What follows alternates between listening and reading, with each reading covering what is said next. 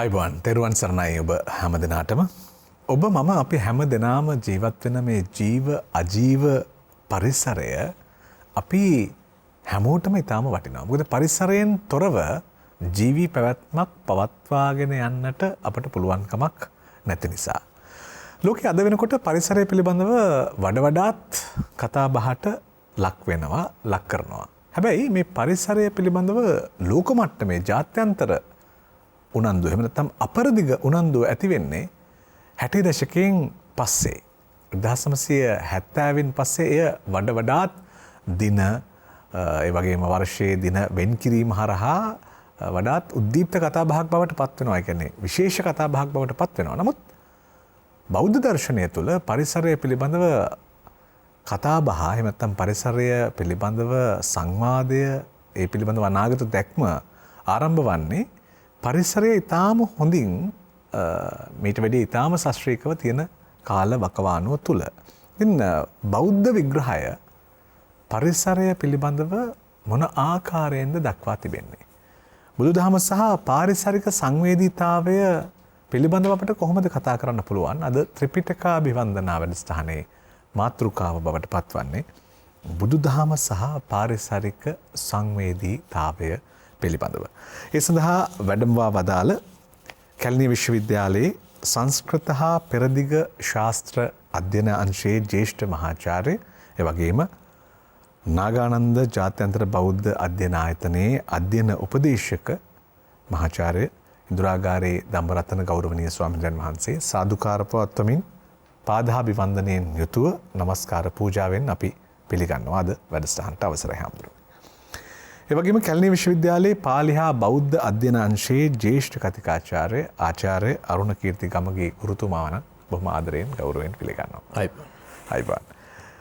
හාමුදුරනේ මේ පරිසරය පිළිබඳව අපි අදහස් හොයාගෙන යනකොට බුදුදහම පරිසර දහමක් විදිහට අපට පැහැදිලි කරගන්නට පුළුවන්කම තිබෙන නිසාම පරිසරය පූජනීයයි කියලා කියන්න පුළුවන්. එතකොට පරිසරය පූජනීයයි ඔව් අපිට එහෙම ඇහිලා තියෙනවා. බුදුදහමේ එය සවිස්තරාත්මකව පැහැදිලි කරලා දෙන ආකාරයෙන්ම අපට පුළුවන් සාකච්ඡාවට වහන්සේගේ අවසරය ඉල්ලන්න ප්‍රවේශයක් හදාගන්න. තෙරුවන් සරණයි සෑම දිනාටම. මිනිසා පාරිසරිකයෙක්. ලෝකය හැදිලා තියෙන සමස්තය එක් කරලා ගත්තාම ඒ සියල්ලම පරිසරය හැටියට හඳුන්වන්න පුළුවන්. එතකොට මිනිසා වෙනයි පරිසරය වෙනයි හැටියට දකින්න පුළුවන් කමක් නැහැ. අපි සියල්ලම පරිසරය තමයි. පරිසරයේ ප්‍රාණීන් ජීවි පරිසරය හැටියටද ප්‍රාණීන් නොවන සතුන් නොවන ඒවා සියල්ලම අජීවී පරිසරය හැටියටද ගන්න පුළුවන්. ඒතර සජීවී අජීවී පාරිසරික තත්වයන් සියල්ලම පිළිබඳව තමයි අද දවසේ සාකච්ඡා කරන්නේ. මං හිතන්නේ නෑ අපිට වෙලාව ඉතුරු වෙයි කියලා පරිසරය සම්බන්ධයෙන් හෝ කතා කරන්න ජීවී අජීවී තත්වයන් දෙක ගැන පමණක් වුවත් ඒ තරම් සුවිසල් කරුණු ප්‍රමාණයක් මේ සමග අන්තර්ගත වෙලා තියෙනවා. එතනදී අපි බලාපොරොත්තු වෙන්නේ නෑ කතා කරන්න මේ ගහකොළ කපන්න එපා පරිසරය ආරක්ෂා කරගන්න කියන තැනට කතා කරන සරල සාමාන්‍ය පාරිසරික සංරක්ෂණය පිළිබඳව නෙමෙයි කතා කරන්නේ. පාරිසරික සංවේදීතාව ගැනයි කතා කරන්නේ. අපේ වජිර මහත්මයා අහන ප්‍රශ්නය තමයි පරිසරය පූජනීයයි. ඒක එහෙම වෙන්නේ කොහොමද කියන එක. අපි අහලා තියෙනවා බෞද්ධ නොවන බොහෝ ආගම්වල කියනවා දෙවියන් වහන්සේ විසින් ලෝකේ මවන ලදී කියලා. මේ මාතෘකාවට පිළිතුරු දෙනකන් මම ඒකට එකඟයි. මාතෘකාවට පිළිතුරු දෙනකන් එකඟයි කියන එකෙන් අදහස් කරන්නේ මා කියන කාරණාවට කොහොමදත් එකඟයි. දෙවියන් තමයි ලෝකේ මවලා තියෙන්නේ. ප්‍රශ්නේ තියෙන්නේ දෙවියන් කියන්නේ කවුද කියලා පෙරදිග හිතපු විදිහත් අපරදිග හිතපු විදිහත් දෙවිදිහක්. දැන් වජිර මහත්තයා ලෝක ගෝලය ලෝකය විශ්වය ග්‍රහ ග්‍රහක ග්‍රහ මණ්ඩල ක්ෂීරපත නමින් අපි පාසලේදී පිරිවෙනේදී ඉගෙනගත්ත වස්තුන් තියෙනවනේ. ඒ සියලුම වස්තුන් රවුම්නේ. මහ පොළොවත් රවුම්. බ්‍රහස්පතිත් රවුම්. ඔය කොච්චර අපිට අපල කළත් හෙනහුරුත් රවුම්. එතකොට හඳත් රවුම්. බලාගෙන ගියාම මේ ඔක්කොම රවුම්. මොකෝ රවුම් වෙලා තියෙන්නේ? රවුම් වෙන්නේ කැරකෙන හින්දානේ. ඕන එකක් ටික දවසක් යනකොට කැරකොනොත් එහෙම කැරකෙන එක රවුම්. එතකොට මේ සමස්ත පරිසරය ඇතුළේ මේවා කරකැවෙනවා. එහෙම කරකැවෙනකොට පෘථිවිය ගෝලයක් හැටියට ගත්තත් එකී පෘථිවි ගෝලය කරකැවෙනකොට මේ මහා විශාල විශ්වය විසින් ඒ ගෝලය ඇතුලේ ගස් වැවෙන ස්ථාන නියම වෙනවා. නියම කරනවා නෙමෙයි. ඒතර වතුර එක තැනකට එකතු වෙනවා. ඒවා ජලාශ බවට හා සමුද්‍රයේ බවට පත් වෙනවා. ඒතර සත්ත්ව සන්තතීන් ගොඩ නැගෙනවා. ඒ සියල්ල වෙන්නේ අර කියන පරිසරය විසින්. ඒකින්ද ඉර හඳ තරු අහස පොළව අවුව වැස්ස අවුව නෙමෙයි වැස්ස සුළඟ ඉර ගත්ත හින්දා අවුව ගන්නෙ නෑ. මේ කියාපුවා දෙවිවරු හැටියට තමයි රිච් වල රිච් කියන්නේ ඍග් වේදයෙහි ශ්ලෝක. ඒ රිච් වල සඳහන් වෙන්නේ. මේ ඔක්කොම දෙවිවරු. ඉර දෙවියෝ, සඳ දෙවියෝ. අදටත් අපිට කවි ගීවල ඇහෙනවනේ. ඉර දෙවියන් අරක් ගත්ත, සඳ දෙවියන් අරක් ගත්ත එකක් ගැනනේ අපි ගීවල අහන්නේ. එතකොට ඉර දෙවියෙක්, සඳ දෙවියෙක්, තරු දෙවිවරු, එතකොට පොළව දෙවියෙක්, මහී කාන්තාව. එතකොට අවුව අලුතෙන් කියන්න දෙයක් නැහැ. වැස්ස සහ සුළඟ. මේ සියල්ලම දෙවිවරු හැටියට තමයි වන්දනාමාන කළෙත් සැලකුවෙත්. වරුණ දෙවියෝ කියලා කියන්නේ ඔය කියපු ජලයට සහ ඔය කියපු ජලාංශු වලට සමුද්‍රයට. දැන් මේ විදිහට මරුත් කියලා දෙවියෙක් ගැන සඳහන් කරනවා. ඒ මරුත් කියලා කියන්නේ සුළඟට. ඒකෙන්නේ ඔය වේගයෙන් හමන සුළඟ මාරුතය වෙන්නේ. මාරුත හින්දානේ වේගයෙන් යන වාහනේ මාරුති වෙන්නේ. අපිට ඒක ඉංග්‍රීසි අකුරෙන් ලියාපුවාම මරුටි වුණාට එතකොට ඒක ඉංග්‍රීසියට හරවපුවාම තමයි SWIFT ස්විෆ්ට් වෙන්නේ. මාරුතියම තමයි. එතකොට මේ මාරුතය කියන්නේ දෙවියෙක් අපිට. රාමායනයේ කියන විදිහට නම් වානරයෙක් ඈත දුර පනින. දැන් මේ කියාපු පෘථිවිය, අහස, පොළොව, ඉර, හඳ, තරු ඔය සියල්ලම ගත්තාම දෙවිවරු හැටියට ආදි මිනිසා හිතුවේ නූගත් නිසා නෙමෙයි. ප්‍රාථමික නිසා නෙමෙයි. මේ සියල්ල දෙවිවරුම නිසා. ඇයි? දෙවියන් විසින් ලෝකය මවන ලදී කියන එක එතකොට ඇත්ත වෙනවා දෙවියන් යනු මේ මහා පරිසරයයි කියලා සිතූ තැන. ඒකින්ද අපට උදේ පාන්දරට ඔය හිමිදිරි මුතුවැල් සැනකෙළියේ බිමට පෑගෙන මුතු ඇටයක් වගේ තියෙන තුෂාර බිඳුවක පවා එකී පාරිසරික ස්වභාවදහම පාරිසරික භාවය තියෙන. දැන් මිනිසාට වැරදුනේ මිනිසා පරිසරයෙන් අයින් වෙලා කෘත්‍රිම ප්ලාස්ටික් සත්වෙක් බවට පත් වෙන්න දරුව වෑයමේ තියෙන අසාර්ථක ප්‍රතිඵලය හැටියට තමයි අද අපි මේ සියල්ල භුක්ති විඳින්නේ. මේ නරක ප්‍රතිඵල සත්තු තාමත් පාරිසරිකයෝ. ඒ හින්දා සත්තුන්ට තාමත් කොරෝනා හැදෙන්නේ නැහැ.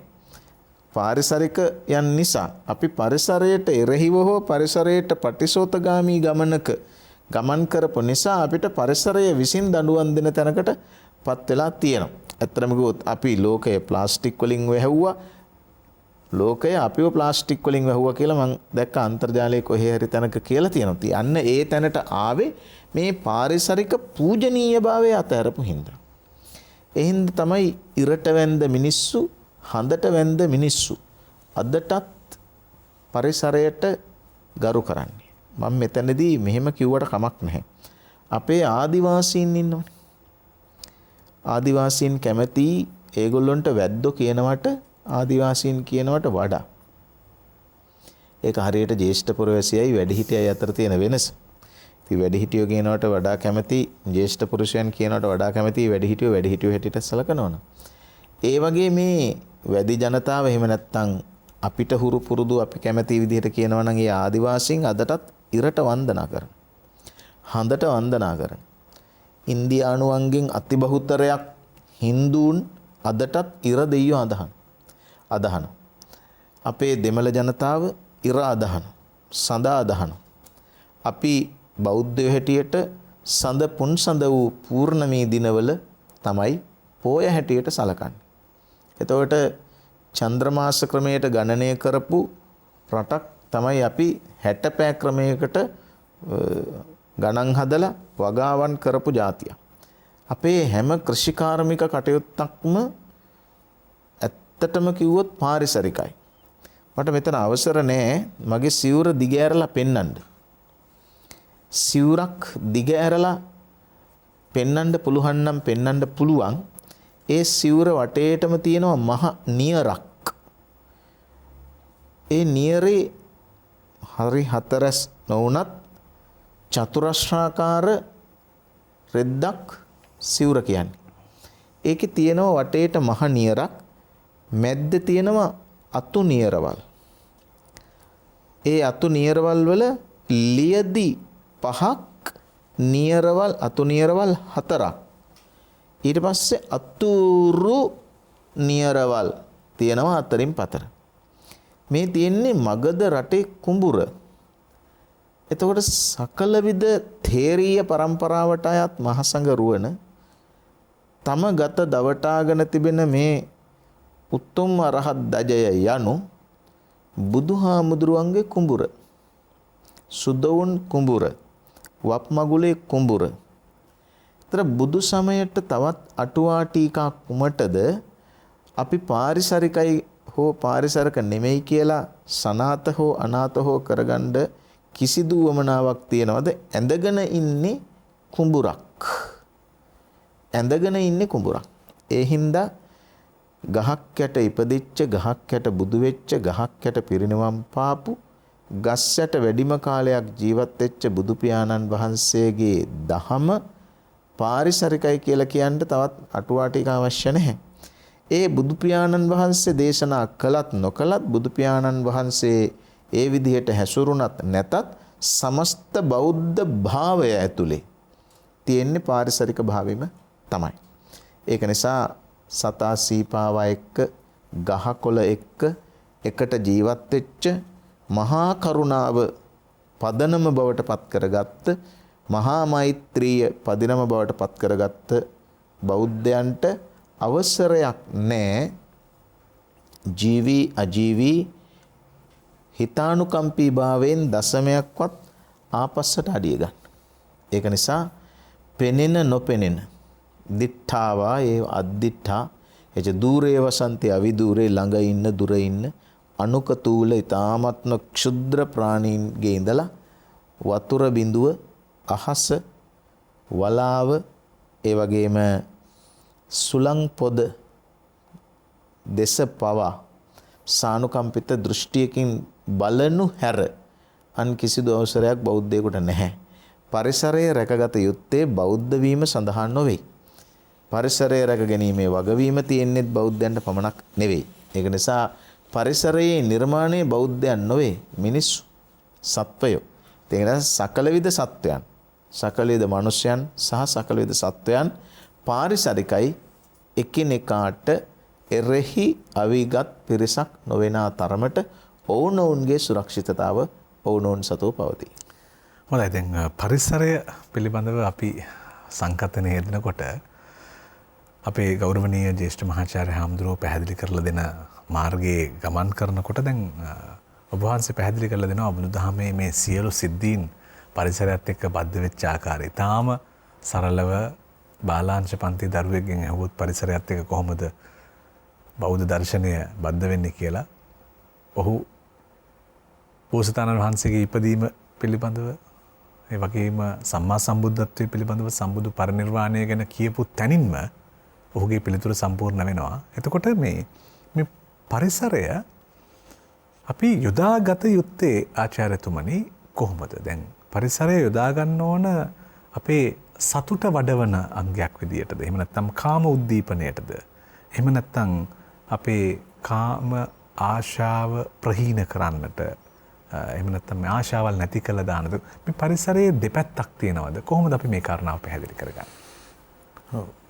අපේ හාමුදුරන්ගේ අවසරයි.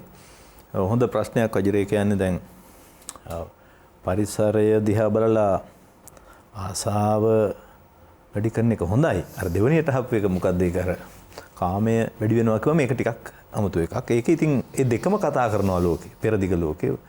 විශේෂයෙන් මම හදාරන සහ දැනටත් මේ හදාරන මට අයිති ක්ෂේත්‍ර වෙන පෙරදිග. මම දකිනවා Hindu අයගේ ගැන්විල්ල තියෙන්නේ මේ පරිසරය දැක්කාම මේ දැන් ගහක් කොළක් අලදල්ලක් වැලක් දැක්කහම ඒවා ආශ්‍රයෙන් කාමයේ දියුණු කරගන්න කියලා කියන්නේ. එතකොට තමයි ජීවිතේ ඒගොල්ලන්ගේ චතුර්වර්ග ඵල මේ ධර්මාර්ථ කාම මොක්ෂ.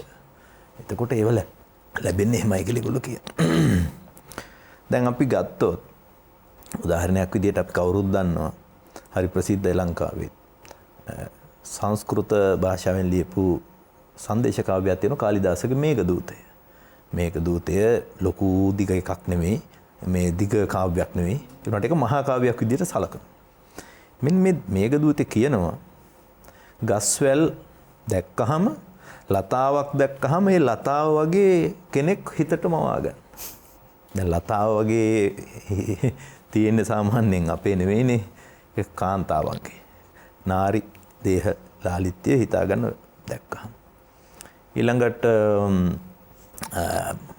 හඳ දැක්කහම හඳෙන් ඒ හඳ ආශ්‍රයෙන් මූණක් මවා ගන්න උත්සාහ කරා. මේ කියන්නේ ඒ විදිහ. වේරලියද්ද සින්දුවකුත් තියෙනවා හඳ පළුවෙන් මූණ පෙනේ කියලා. එහෙම සින්දුවක්. අර හඳ පළුවෙන් මූණ. අර හඳ පළුවෙන් මූණ පෙනේ කියලා. ශාමා ස්වංගං චකිත හරිණී ප්‍රේක්ෂණේ දෘෂ්ටිපාතං වක්ත්‍රඡායාං ශශිනි ශිකිනාං බරහ බාරේෂු කේශාන් උත්පශ්‍යාමි ප්‍රතනුෂු නදී බීචිෂු භ්‍රෝ විලාසාන් හන්තයි කස්මින් ක්වචිද පිනතේ චණ්ඩිසා දෘශ්‍යමස්ති. මන්දාක්‍රාන්තා වෘතය අකුරු 17යි එක පාදයකට ලස්සන වෘතයක්. ඉතින් ජීවිතය ආස්වාදය කරන විදිය කියන්නේ. ශාමාසු අංගං මං කලින් කිව්වේ. ලතාවක් දැකපුවාම කාන්තා ඇඟක් මවා ගන්න එක. එතකොට ඒකේ ගොඩක් ඒවා තියෙනවා. කීපයක් කිව්වොත් ප්‍රතනුෂු නදී වීචිෂු භ්‍රෝ විලාසාන්. දැන් අපි දකිනවා ගඟේ වැවේ හීන්දිය රැලි යනවා. ප්‍රතනුෂු තනු කියන්නේ කුඩා, ප්‍රතනු කියන්නේ ඉතා කුඩා යාන්තම් දිය රැලි යනවා. ඒ යන්තම් යන දිය රැලි එකමත් එක යන දිය රැලි දැක්කහම මවා ගන්නලු කාන්තාවක් ඇහි බැම හොල්ලනවා වගේ කියලා හිතාගන්න. දැන් මේ කියන්නේ ජීවිතයේ ආසාව, කාම ආසාව වඩවන විදිය. දැන් මෙන්න මේ විදියට ගහකොළ දැක්කහම, හඳ දැක්කහම, වැල දැක්කහම, වතුර දැක්කහම සජීවී පරිසරය අපිට අවශ්‍ය දේවල් නිර්මාණය කරගන්න. ඉතින් එතකොට අර විරුද්ධ ලිංගිකයෙකුට පුළුවන් අනිත් ඒවා නිර්මාණය කරගන්න. අයියති ගහක් දැක්කම මොකක් හරි එහෙම මම දන්නේ ඒකේ මම කියන්නේ වැඩිපුර කාන්තාවන්ට පාර්ශ්ව සාපේක්ෂව බරවනේ සාමාන්‍ය సౌందර්ය කතා කරන්නේ ලෝකේ. ඒ කාලිදාසගෙම තවත් තියෙන ඍතු සංහාර කියලා. ඍතු සංහාර කියන නමම පේනවා ඍතු සංහාර ඍතු 6ක් කතා කරනවා නේද?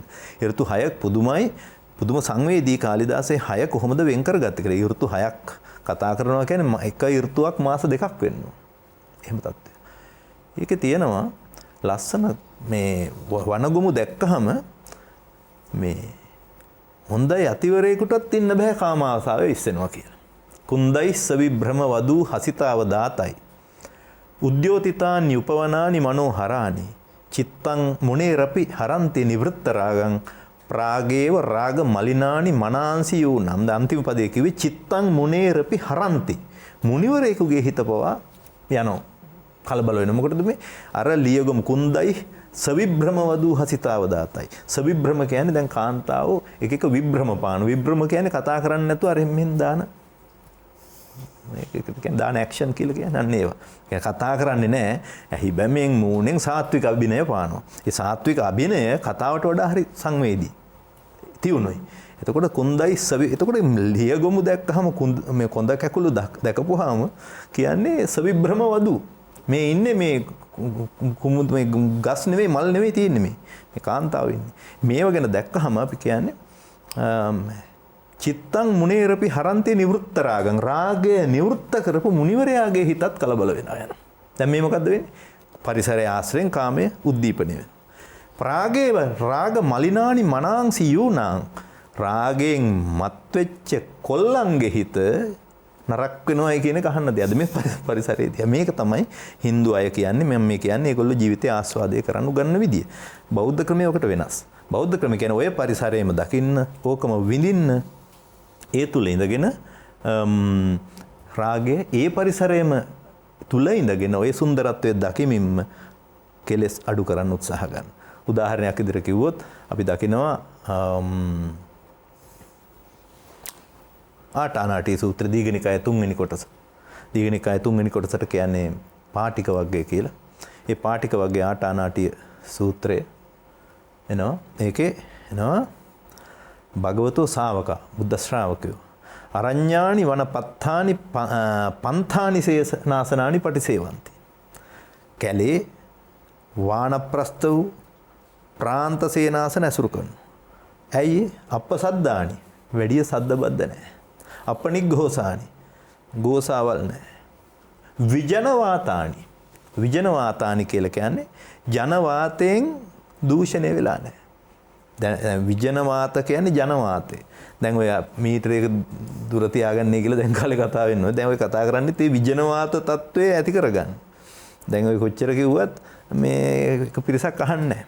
මම පෙරේදා කඩේට ගියා මේ යනකොට මේ දෙන්නේ කර උඩ ඇවිල්ලා ඉන්න. මීටරයක් නෙවෙයි සෙන්ටිමීටරයක්වත් නැහැ. මං ඉතින් විජනවාතානි මනුස්ස රාහසෙයකානි මිනිසුන් විසින් ගුප්තව කළ යුතු වූ පටිසල්ලාන සාරුප්පානි. ඒ කියන්නේ ධානය වැඩිම, භාවනා කිරීම වගේ දේවල් වලට සුදුසු. ඒක නිසා තමයි දැන් අර පරිසරයමයි. ඒ පරිසරයේම ඉඳගෙන එහෙම කරන්න කියලා තමයි කියන්නේ. දැන් මම එක උදාහරණයක් ගෙනාවේ බෞද්ධ වෙවයි. එතකොට අපි බැලුවොත් තව එකක් වෙනාවොත් අපිට උදාහරණ ඕන තරම් තියෙනවා. අපිට ලියවෙනවා සංදේශ කාව්‍යයක්. ඒක ලංකාවේ ලියවෙන්නේ. ඒ ලංකාවේ ලියවෙන්නේ ඒක නම මහා නාගකුල සංදේශය. ඒක ලියන්නේ ඔය දැන් උතන රත්නපුරා පාරේ යනකොට නෝනගමට වැටෙන්නේ එහෙම යනකොට පල්ලේ රොටේ කියලා ගමක් තියෙනවා. රම්බා විහාරේ. රම්බා විහාරේ තමයි ලියන්නේ. රම්බා කියනකොට නමක් දන්නවා කෙහෙල්. දැනටත් කෙහෙල් තියෙනවා. දැනටත් කිරි තියෙනවා. මේක පොළොන්නරු යුගයේ යවපු ඇත්තට සංදේශය. මම කලින් කිව්ව මේඝදූතේ බොරුවට ලියපු එකක්. කාව්‍ය චින්තාවක් විතරයි. එහෙම නැතුව වලාකුලකට පණිවිඩ රයන්න බෑනේ. දූමජ්ජෝති සලිල මරුතාං සන්නිපාතක් කො මේඝ සංදේශාර්ථා කොපටු කරණයි ප්‍රාණිබිහ් ප්‍රාපණීය. හොඳට හොඳ ඇහැ කන පේන මිනිහෙක් වුණ සංදේශයක් කරන් යන නිකම් මිනිහෙකුටත් බෑ. එහෙව් එකේ මේඝයක් කොහොමද මේ කරන් යන්නේ? ඉතින් ඒ නිසා මේක දැන් මේ බෞද්ධ සංදේශය බෞද්ධ සම්ප්‍රදාය තුළ අපි දකින යථාර්ථය ඥාන කියලා ඇමතියෙක් සැබවින්ම බුරුමයට අරන් යන සංදේශයක් තමයි මේ මහා නාගකුල සංදේශය. දැන් මම කියන්න ගියේ දැන් අදටත් ඔය බලන්න ඔය පල්ලේ රොටේ රම්බා විහාරේ වටේ ඇවිදලා බලපුවහම ඔයාලට පේනවා කෙහෙල් ගස්. ඒ කාලෙත් ඒ විහාරේ තිබිච්ච බව පේනවා 12 වෙනි සියවසේ. අසාර භාවේ කදලී වනාවලී චිරස්ස නින්දා පරිපීලිතා යහින් විධාය ඡායා යමි පුංගවානුගා සුභේසිනී නූන තපෝ වනජ්ජගා. මේක අලංකාර වශයෙන් කියන්නේ මේ මං කියපු එකේ අන්තර්ගත වෙන උත්ප්‍රේක්ෂා අලංකාරය. පරිසරයේ තියෙන අජීවී සිදුවීම් දිහා බලලා ඒකට සජීවත්වය ආරෝපණය කරනවා. ඇන්ත්‍රොපොමෝපිසම් කියලා ඉංග්‍රීසියෙන් කියන්නේ සහ ඒ බටහිර ජනතාව අඳුරගන්න අලංකාරයත් ඒකයි. ඒ කියන්නේ සාමාන්‍ය සංසිද්ධියකට ජීවය කවනවා. මේ පන්සලේ ඉන්නවා ඒ කාලේ රම්බා විහාරේ පාඩම් කරපු ධර්ම ඉගෙනගත්තු හාමුදුරුවෝ. විහාරේ වටේ තියෙනවා කෙහෙල් ගස්. කෙහෙල් ගස් කල්පනා කළාලු අපිට හරයක් නැහැනේ. දැන් කෙහෙල් ගහට හරයක් නැහැ. අරටුව නැහැ. අරටුව නැති ඒවාට ගන්න උදාහරණය තමයි කෙහෙල් ගහ. නිස්සාර කදලික්කන්ද සමා කියලා භාවනා වර්ධනය කරනටත් කියන මේ ශාරීරියේ අනාත්මතාව තියෙන කියලා. ඉතින් අන්න ඒකෙදි කියනවා මේ කෙහෙල් ගස් කල්පනා කළාලු අපේ ජීවිතය අසාරවත් ඒ නිසා අපි සාරවත් කරගමු. කොහොමද ඒගොල්ලෝ කරන්නේ? අසාර භාවයේ කදලී වනාවලී කදලී කියන්නේ කෙහෙල් කැන්. ඒගොල්ලෝ මොකද කරේ? චිරස්සනින්ද මිනිස්සු කියනවා මේ හරයක් නැති ගස් කියලා. ඒගොල්ලෝ කියනවා ඒගොල්ලෝ මොකද කරන්නේ? අර භාවනා කරන පාඩම් කරන හාමුදුරුවෝ ගාවට කිට්ටු වෙනවා. මේ උත්ප්‍රේක්ෂාව. කිට්ටු වෙලා මොකද කරන්නේ? අර හෙවණ කෙහෙල් ගහේ අතු හෙවන සලසනවා භාවනාවට ධර්මයේ අධ්‍යයනයට. සුබේසිනී නූන තපෝ වනජ්ජකයි. වෙන්නේ මොකද්ද? දැන් මේ කවිය දකින්නේ කෙහෙල් ගස් පොඩි හාමුදුරුවරුන්ට හෙවන දෙන්න ඇදිලා ආවා. ඇත්තටම ඒක නෙමෙයි උනේ. කෙහෙල් ගස් යට ගිහලා හාමුදුරුවරු භාවනා කරා. ඒක තමයි උත්ප්‍රේක්ෂාව කියන්නේ. ඉතින් අන්න ඒ වගේ එතනින් කියන්නේ මොකද්ද? මේ ස්වභාවය පරිසරයේ පවා ධර්මය ඉගෙන ගන්නකොට කරනකොට ඒ අනුව ජීවත් වෙනකොට ස්වභාව සෞන්දර්ය ආශිර්වාද කරනවා කෙලෙස් නිවීම සඳහා. ගොඩක් කතා කරන්න පුළුවන් අපි බලමු. හොඳයි. ඇත්තටම දැන් පාරිසරික සාධක අපේ සිතට ලබා දෙන හැඟීම් ගැන තමයි ජ්‍යෙෂ්ඨ කතිකාචාර්ය ආචාර්ය අරුණ කීර්තිගමගේ ගුරුතුමා අපට පැහැදිලි කර දෙමින් හිටියේ. දැන් මම අහගෙන ඉන්නකොට හිතුණා මේ පරිසරයේ කොයිතරම් තැන්වල අපිට ඇවිදින්න පුළුවන්ද මේ වචන එක්ක කියලා. දැන් එහෙම ගත්තාම දැන් කෙසෙල් කඳන් ගැන කෙසෙල් ගස් ගැන කතිකාචාර්යතුමා කියව නිසා මට හිතුණා මේ වෘක්ෂලතා ගස් වැල් ගැන බෞද්ධ කියවීම පිළිබඳ වෙන. දැන් බුදුහාමුදුරුවෝ වනය සිඳින්න එපා කියලා කියනවානේ. හැබැයි කෙලෙස් වනය තමයි සිඳින්න කියලා කියන්නේ. එතකොට මේ බුදුහාමුදුරන්ගේ දේශනාව ඇතුළට මේ ගස්වැල් කියන සාධක අරන් આવුත් හාමුදුරනේ අපිට කොහොමද සාකච්ඡා කරන්න පුළුවන්? ඔව් වජිර මහත්තයා මේ අපේ ජ්‍යෙෂ්ඨ කතිකාචාර්ය ආචාර්ය අරුණ කීර්තිගමගේ මහත්මයා කතා කරනකොට බොහොම අනිත් කතා නවත්තලා අහගෙන ඉන්න හිතෙනවා. එතුමා කියන ශ්ලෝක සහ ගාථා එක්ක අපි බොහොම ආස්වාදයෙන් කියවපු කරුණු. ඔබතුමා ඒ කියන කාරණාවට අපේ අරුණ ගමගේ මහත්මයා කියපු කරුණුත් එක්ක එකතු කරලා ටිකක් විස්තර කරගත්තොත් හොඳයි. දැන් මම හරිනම් ගාථා කියන්න එපායි. මම ගාථා වෙනුවට ගීත මතක් කරලා දෙන්න. මතකද? ලවැලි මට මුල මතකනේ. ලවැලි තලාවක විසුල කුසුම් වසන්තයේ අග හමුවෙමු සොඳුරියේ ලවැලි තලාමත්වක විසුල කුසුම් මත අතිනතගෙන පෙර නොකී කතා කියා ඇවිදගෙන යමු කියලා කියන්නේ. දැන් මේ පරිසරයක් නෙමවන්නේ. රසය මවනකොට තියෙනවා භාව කම්පණය කියලා වචනය. භාව කම්පණය කරන ස්ථාන අවස්ථා 5ක් තියෙනවා. අපේ හිත ඇතුලේ තියෙනවා ඕනෑම නිරෝගී මානවයෙකුගේ කියන්නේ චෛතසික කොරෝනාවක් හැදිච්චි නැති ඕනෑම කෙනෙකුට තියෙනවා වින්දන ශක්තියක්. කොරෝනා ඇඟට හැදිච්චාම තමයි වින්දන ශක්තිය නැති වෙන්නේ. සුවඳ දැනෙන්නේ නැහැ, රස දැනෙන්නේ නැහැ. ඒ COVID-19 වල හැටි. එහෙම විඳ ගන්න බැරි වෙන්නේ ශාරීරික කොරෝනා තත්ත්වයක් තුල. මානසික කොරෝනා තත්ත්වයක් නැත්තම් රස විඳ ගන්න පුළුවන්. රස විඳ ගන්නවයි කියලා කියන එක නිවනට බාධාවක් නෙමෙයි. එතනදී තමයි අර වසන්තයේ අග හමු වෙමු සොඳුරියේ. මේ වසන්ත කාලය පාවිච්චි කරන්නේ ලවැලි තලා විසුල කුසුම් සියල්ල මතක් කරන්නේ කාමුක කෙසේ වෙතත් ශෘංගාර රසය සඳහා. ඇත්තටම රාගය තියෙනවා නම් රාගය උද්දීපනය කරලා ගත්තොත් කාමය තමයි විඳින්නේ. හැබැයි රතිය උද්දීපනය කරලා ගත්තොත් රාගය නෙමේ විඳින්නේ, කාමය නෙමේ විඳින්නේ, ශෘංගාරයයි විඳින්නේ. ශෘංගාරය කියන්නේ රසයක්. කාමය කියන්නේ රසයක් නෙමෙයි. එහෙනම් මේ ගීපද රචනාවල ඉහතකී ගාථාවල කවිවල රාගය නෙමේ මතු කරන්නේ, කාමය නෙමේ මතු කරන්නේ, රතියෙන් ස්ථායි භාව කරගත් රතිය විසින් ඇති කරන ශෘංගාරයේ සුවඳයි. පරිසරයත් එක්ක විඳගන්න විඳීමේ එක පැත්තක් මේ කියන්නේ. විභාව, අනුභාව, ව්‍යභිචාරී භාව, ස්ථායි භාව කියලා 4ක් තියෙනවා. ඒකෙන් තමයි අර කියාපු භාවයන් ප්‍රකම්පන, ස්ථායි භාවයන් ප්‍රකම්පණය කරන්නේ විභාව, අනුභාව, ව්‍යභිචාරී භාව හා සාත්වික භාව විසින්. වෙන දවසක කතා කරමු ඒ මාතෘකාව. එතකොට මේ කියපු ආකාරයට තමයි පරිසරයේ සියලු තත්වයන් වින්දනය උදෙසා පාවිච්චි කරන්නේ. ඒක තමයි Hindu දැක්ම. ඒ විතරක් නෙමෙයි. මතකයිද? කුරුල්ලන්ට ගී ගයන් ඔබේ කටහඬ දෙන්න. නෙළුම් විලේ මල් පිපෙන්න ඔබේ දෙකොපුල දෙන්න. මැණික් වලට දිස්නේ දෙන්න, ඇසේ කැලුම් දෙන්න. නාදල්ලට පාට වෙන්න ඔබේ තොල් පෙති දෙන්න. දැන් මේ පරිසරයත් එක්ක සංවේදී මිනිස්සුන්ගේ පාරිසරික භාවය විභාවයන් සහ අනුභාවයන්සේ පාවිච්චි කරනවා. අන්තර්ගත රතිනම් වූ ස්ථායී භාවය භාව ප්‍රකම්පනය කොට ශෘංගාරයේ රසයක් දක්වා ගෙන යාම සඳහා රචකයන් විසින්. ඒක ටිකක් දිග කතාවක්. ගස වතු සුදු වී පිරිසිදු පොහොය නැතුදු සිල්ගත් බඳු. තව පැත්තකින් වතු සුදු ගහ දිහාවේ බලාගෙන කියනවා පොය නැතත් මේ ගහ සිල් අරගෙන වගේ කියලා. එහෙනම් පාරිසරික ප්‍රකාශනයන්, සංවේදී පාරිසරික ප්‍රකාශනයන් එක පැත්තක ශෘංගාර රස වින්දනය උදෙසාද, තව පැත්තකින් මෝක්ෂය උදෙසාද මඟ පෙන්වනවා. අපේ අරුණ මහත්තයා කෙටියෙන් සටහන් කරපු චතුර් වර්ග ඵල හතරක් තියෙනවා. එතන මෙහෙම ගත්තොත් වැරදි. චතුර් වර්ගඵල කිව්වොත් වැරදි. වර්ගඵල හතරක් වගේ වෙනවා. මෙතන චතුර් වර්ග ඵල හතරක් තියෙනවා. ජීවිතයක් නම් ජීවිතේ සාර්ථක වෙන්න ධර්ම, අර්ථ, කාම, මෝක්ෂ.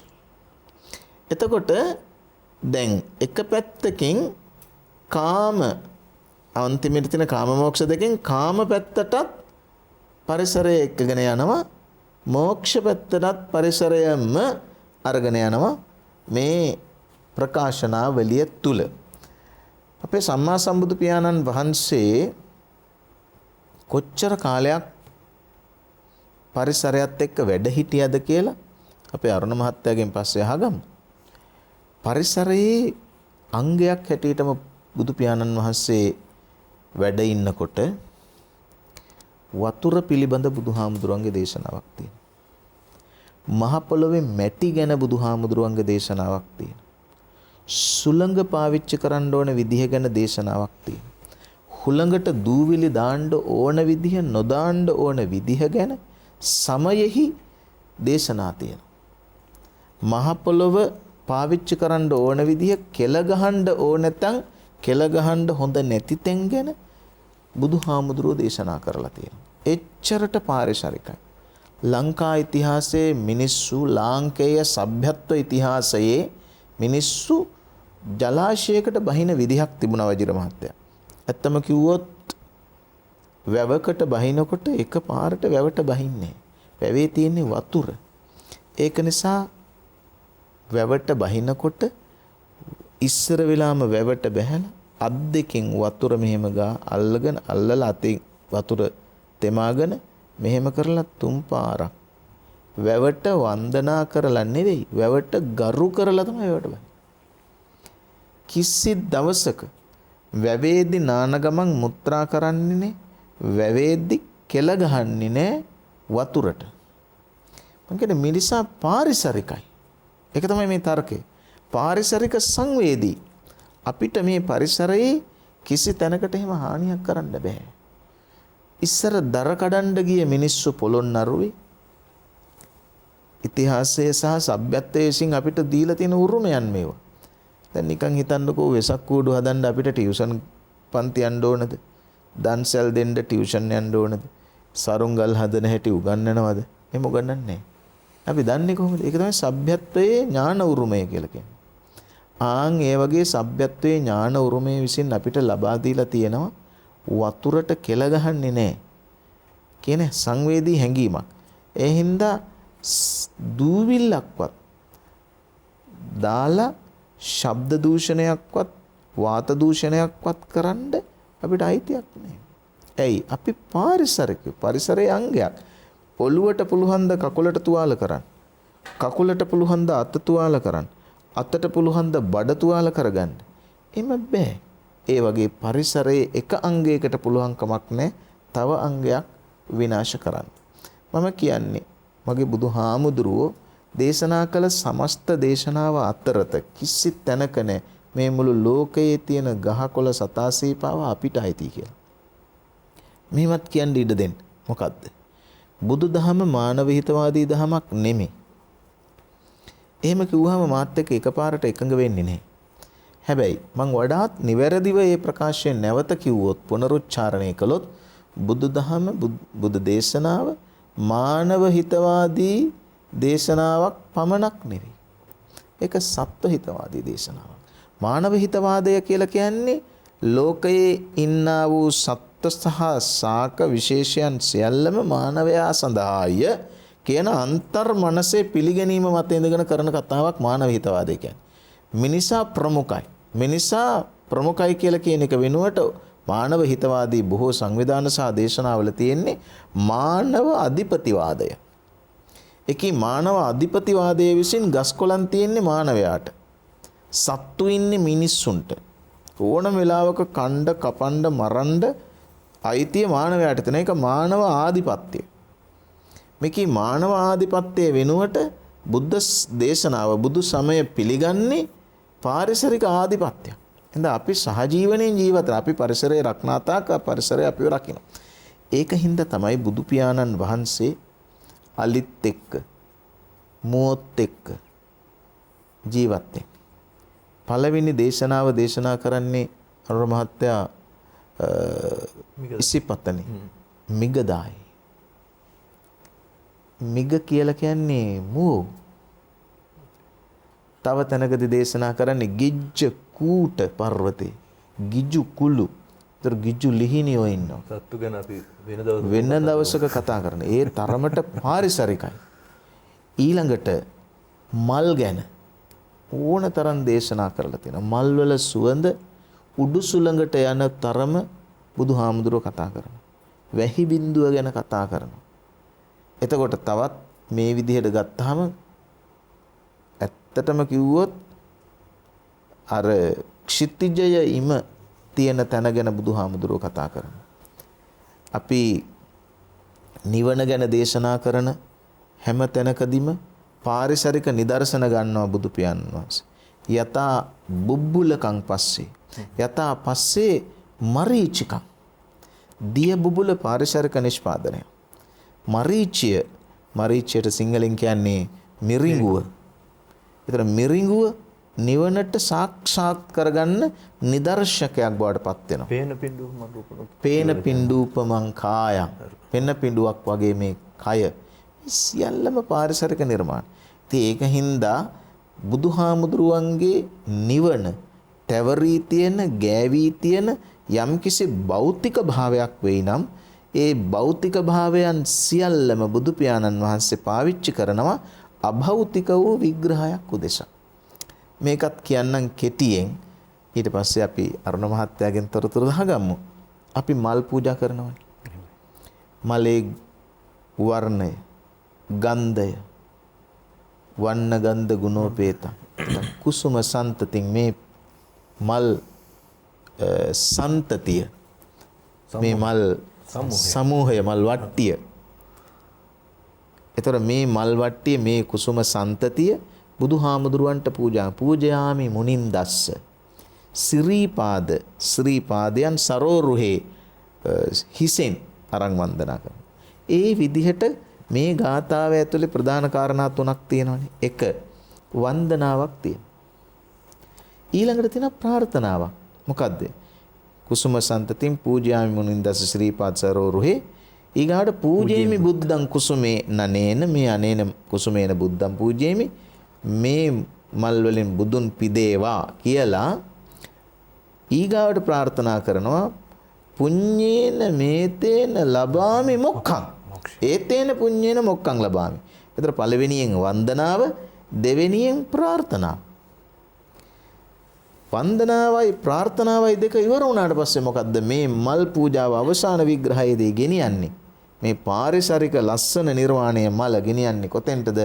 පුප්පං මිලායාති යතා ඉදං මේ කායෝ තථා විනාශ භාවං යාති. මේ මල මෙලවි යන්නාසේ මේ කයද මෙලවි යයි කියලා. දැන් දැක්කද පාරිසරික නිර්මාණයක් පාරිසරික නිදර්ශනයක් බුදු පියාණන් වහන්සේ භෞතික වූ නිර්මාණයෙහි අභෞතික භාවය ආධ්‍යාත්මිකව විග්‍රහ කරනවා. ඒක නිසා බුදුහාමුදුරුවෝ පරිසරය දිහා දැක්ක හැම තැනක්ම ඒ දැක්ක හැම නිදර්ශනයක්ම අවසාන විග්‍රහයේදී යථාව විග්‍රහ කරන තැනට අරගෙන ආවා. ඒක නිසා අපි පරිසරයේ සොඳුරු බව අත්දකින තැනක පරිසරය විඳ ගන්නා අතරවාරයේදී පරිසරය සත්‍ය ගවේෂණයෙහි නිදර්ශනයන් හැටියටද තේරුම් ගැනීමට හැකියාව තියෙනවා. එතනම දැන් ප්‍රථම ධර්මදේශනාව පිළිබඳව අපේ හාමුදුරුවෝ මතක් කරන්නේ බරණැස එසිපතන මිගදායි. එතකොට මොග්ගල්ලාන සූත්‍රය දේශනා කරපු ස්ථානය, කලන්දක සූත්‍රය දේශනා කරපු ස්ථානය. දැන් මේ ආදී විවිධ සූත්‍ර දේශනාවන් දේශනා කරපු පරිසරය පිළිබඳව ත්‍රිපිටකයේ ඊටාම ලස්සනට වර්ණනා කරලා තියෙනවා කියලා අපි අහලා තියෙනවා. ආචාර්යතුමනි මේ ගස්වැල් මලින් අලංකාරවත් වෙච්ච පරිසර පද්ධති. ඒ වගේම මනරම් රාත්‍රීන් සාල වනයන්හි තියෙන අසිරිය මේ වගේ තැන් අපිට කොහොමද ත්‍රිපිටකයේ ඇසුරෙන් පෙන්වා දෙන්නට පුළුවන්කම තිබෙන්නේ? ඔව් ලස්සනම උදාහරණයක් වෙනවා ඔයා කියපු ඒවා. හරි දැන් මේ කලන්දක කියන්නේ ලේනනේ. ලේන ඔව් එහෙම හරි දැන් අර ඒක පරිසරය කොච්චර වුණා වෙනවද කියලා කියනවා නම් හොඳම උදාහරණයක් තමයි ගේන්න තියෙන මජ්ක්‍ධිම නිකායේ මහා ගෝසිංග සූත්‍රය. මේ සූත්‍රේ නමත් ගෝසිංග කියලා කියන්නේ සාලවණය. ඒතර මහා ගෝසිංග සූත්‍රය එන්නේ අතරම බුදුරජාණන් වහන්සේ රහතන් වහන්සේලා කණ්ඩායමක් අතර යන සාකච්ඡාවක් මේක. ඒ කියන්නේ මෙතන මේ රාත්‍රියේ ගෝසිංග සාල වනේ සල් වනේ ඔක්කොම මල් පිපිලා තිබුණේ. ඊළඟට හොඳ සුවඳ හමනවා. ඒ ගැන ඉස්සල්ලාම උතන කැලේ වැඩ ඉන්නවා ආනන්ද හාමුදුරුවෝ, රේවත හාමුදුරුවෝ, අනුරුද්ධ හාමුදුරුවෝ, සාරිපුත්ත හාමුදුරුවෝ, මොග්ගල්ලාන හාමුදුරුවෝ, බුදු හාමුදුරුවෝ. ඉතින් උතෙන්දී එකම ප්‍රශ්නේ එක එක්කෙනාගෙන් අහගෙන යනවා. කවුද මේ ප්‍රශ්න අහන්න පටන් ගන්නෙ? මේ සාරිපුත්ත හාමුදුරුවෝ තමයි අහන්නේ. මොකක්ද අහන්නේ? කියනවා රමණීයන් ආමන්ත්‍රණ ආවුසෝ කියලා වචනයක් වෙනවා. ඒක අයින් කරලා කියනවා. රමණීයන් ගෝසිංග සාලවන. මේ ගෝසිංග සල්වනේ හරි ලස්සනයි.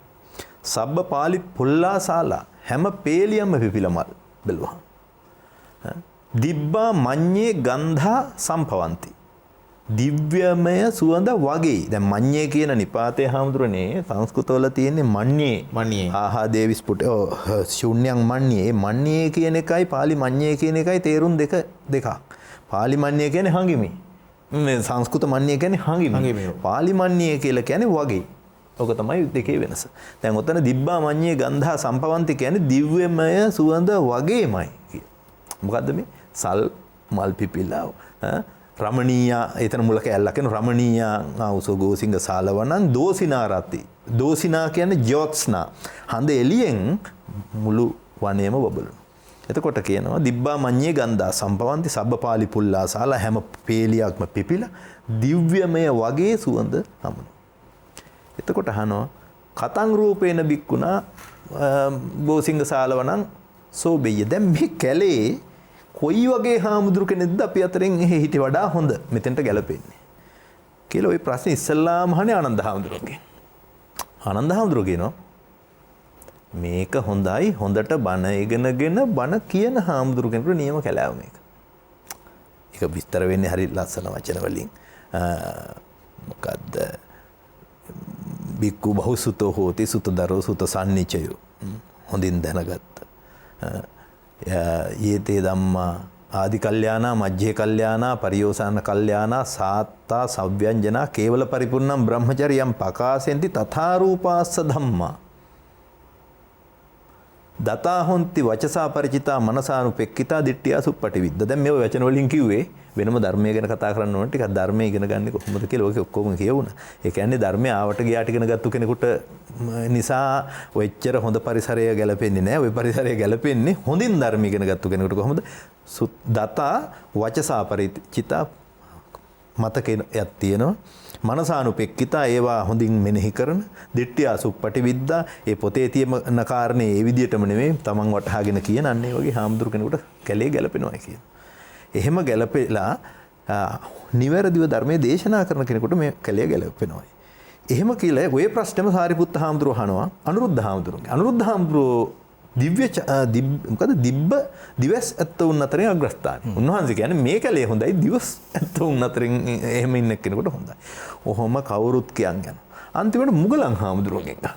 මුගලන් හාමුදුරුවෝ කියනවා මේ කැලේ හොඳයි මේ අභිධම්ම කතාවට හොඳයි. අභිධම්ම කියන්නේ අභිධර්ම පිටකයම නෙවෙයි දාර්ශනික ධර්ම කරුණු සාකච්ඡාවට. ඒතර දැන් ධර්මය දෙසන්න හොඳයි, ධර්මය ඉගෙන ගන්න හොඳයි, දිවස් වර්ධනය කරන්න හොඳයි. ඊළඟට තව එකක් කිව්වා දැන් මොකද්ද? අභිධර්ම කතාවට හොඳයි. අන්තිමේදී කට්ටියම එකතු වෙලා ගිහලා බුදුහාමුදුරුවන්ගෙනුත් අරකම කියලා අහනවා. මොකද්ද? රමණීයං ගෝසිංග සාලවණන් දෝසිනාරත්ති සබපාලි පුල්ලා සාල හැම පේලියම්ම මල් පෙපිලා දිබ්බාමඤ්ඤේ ගන්ධා සම්පවන්ති ඔහොම කියලා කොයි එක්කෙනාද අපි අතරින් හරි මෙතන අනුරුද්ධ හාමුදුරුවෝද රේවත හාමුදුරුවෝද මුගලන් හාමුදුරුවෝද සාරිපුත්ත හාමුදුරුවෝද බුදුහාමුදුරුවන්ගේ බණේ උසස් ගුණේ බුදුහාමුදුරුවෝ ගැන කට්ටියම හරි හැබැයි මාත් එකතු කරන එක මොකද්ද කවුරු හරි වික්ෂුන් වහන්සේ කෙනෙක් කෙලස් ප්‍රහීන කරන්න මේ කැලේ පාවිච්චි කරනවා නම් ඒක අන්න එයාටත් මේක ගැලපෙනවා. එයාට තමයි කියලා කියන්නේ නෑ. ඒ කියන්නේ ධර්මයේ දෙසන්න, ධර්මයේ ඉගෙන ගන්න, මොනවාද දිවස් දිබ්බ චක්කු වර්ධනය කරන, දිබ්බ චක්කු වර්ධනය කරනවා කියන්නේ රහත් ත්වයේම නෙමෙයි. රහත් ත්වයටපත් වෙන්නම අවශ්‍ය නැහැ දිබ්බ චක්කු විසෝධනය කරන්න. ඊළඟට අභිධර්ම කතාව. කොහොම කියලා රහත් වෙන්න. ඔන්න ඔය විදිහට දැන් මේ ගෝසිංග මහා ගෝසිංග සූත්‍රය එක ළඟ දෙකක් තියෙනවා. චූල ගෝසිංගයි මහා ගෝසිංගයි. ඉතින් අන්න ඒකේ තියෙනවා මේ පරිසරයේ කොයිතරම් සුවඳවත්ද දිබ්බාමඤ්ඤේ ගන්ධා සම්පවත්. එතකොට කොයි විදිහ ඉගෙන ගන්න කෙනාට අධ්‍යයනය කරන කෙනාට සහ ආධ්‍යාත්මික සුවය ගෙන කෙනාට කාටත් මේක වැදගත් කියලා එකක් කියනවා. දැන් එතන ඒ විදිහට තමයි කියන්නේ. එතකොට ඒකට මොකද තව මොකක් හරි මට මතක් වෙනවා මෙහෙම කියද්දී අරුණ මහත්තයා දැන් අපි රූපවාහිනී වැඩසටහනක් නෙමෙයි ඉන්නේ. රූපවාහිනී වැඩසටහනක තියෙන අන්තර්ගතය මේ කියන සාකච්ඡාවක තියනවාද කියලා. ඒ කියන්නේ content and perspective කියලා දෙකක් තියෙනවනේ. විශේෂ සහ දෘෂ්ටි කෝණ. දැන් මේ අද අපි කරන සාකච්ඡාව එක මාතෘකාවක් යටතේ විවිධ පැතිවලට. හැබැයි මේ බුදුහාමුදුරුවන්ගේ සාකච්ඡාව මේ බුදුහාමුදුරුවන්ද සහභාගී වෙච්ච සාකච්ඡාව කියන්නේ එක මාතෘකාවක් විවිධ පුද්ගලයන්ගේ දෘෂ්ටි කෝණයන්ගෙන් සාකච්ඡා කරන එක. පොඩි තරමක සිනමැටික් ගතියක්, සිනමාත්මක ගතියක් තියෙනවා මේකේ. මේකෙන් තේරෙන්නේ එක පාරිසරික තත්වයක් ඇතුලේ විවිධ දෘෂ්ටි කෝණයන් රාශියකින් බලන්න පුළුවන් කියලා කියන එකයි.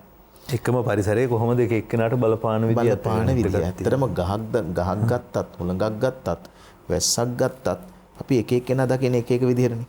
නිකන් ගන්නකො පොඩි ළමයෙකුට වැස්ස කොයි වගේද? පොඩි ළමයෙකුට වැස්ස පේන්නේ කඩදාසි ඔරුවක් යවන්න හම්බ වෙන හොඳ අවස්ථාවක් හැටියට. ඊටත් වඩා පොඩි එකෙකුට සමහර වෙලාවට ඒක එළියට බැහැලා නටලා මඩ ගාගෙන එන එකක් හැටියට තමයි තව එක්කෙනෙකුට වැස්ස තේරෙන්නේ. තව එක්කෙනෙකුට වැස්ස තේරෙන්නේ මහා නියඟයක් තිබිච්ච කාලයකදී මීට පස්සේ දෙයියනේ කියලා වගා කරන්න පුළුවන් හොඳ දිය හම්බ වෙන තැනක් හැටියට. තව තැනකට වැස්ස හම්බෙන්නේ එහෙම නෙමෙයිනේ. වැස්සී පැටියයි බලා හිඳි එහෙම නැත්තම් සූසෙට බරණින් සැරසීලා නා කපනා වැහි වෙලාවේ යන්න විදිහක් නැහැ. ඉක්මනින්ම ගෙදර යන්න ඕනේ. එමකෝ වැස්සී පැටියයි බලන් ඉන්නවා පලාපු දර ටික තෙමේවි. අන්න එහෙම කියලා තව එක්කෙනෙකුට දැනෙන්නේ. එහෙනම් එකම වැස්ස එක එක්කෙනාට දැනෙන විදිහ වෙනස්. තව කෙනෙකුට හෙට ගොයන් කපන්න හිටියානම් අද වැස්ස සතුටුදායක ආරංචියක් නෙමෙයි. සමහර වෙලාවට සමහර කෙනෙකුට හිතෙන්න පුළුවන් මෙහෙම අද වහින්න එපා හෙට වැහැපන්.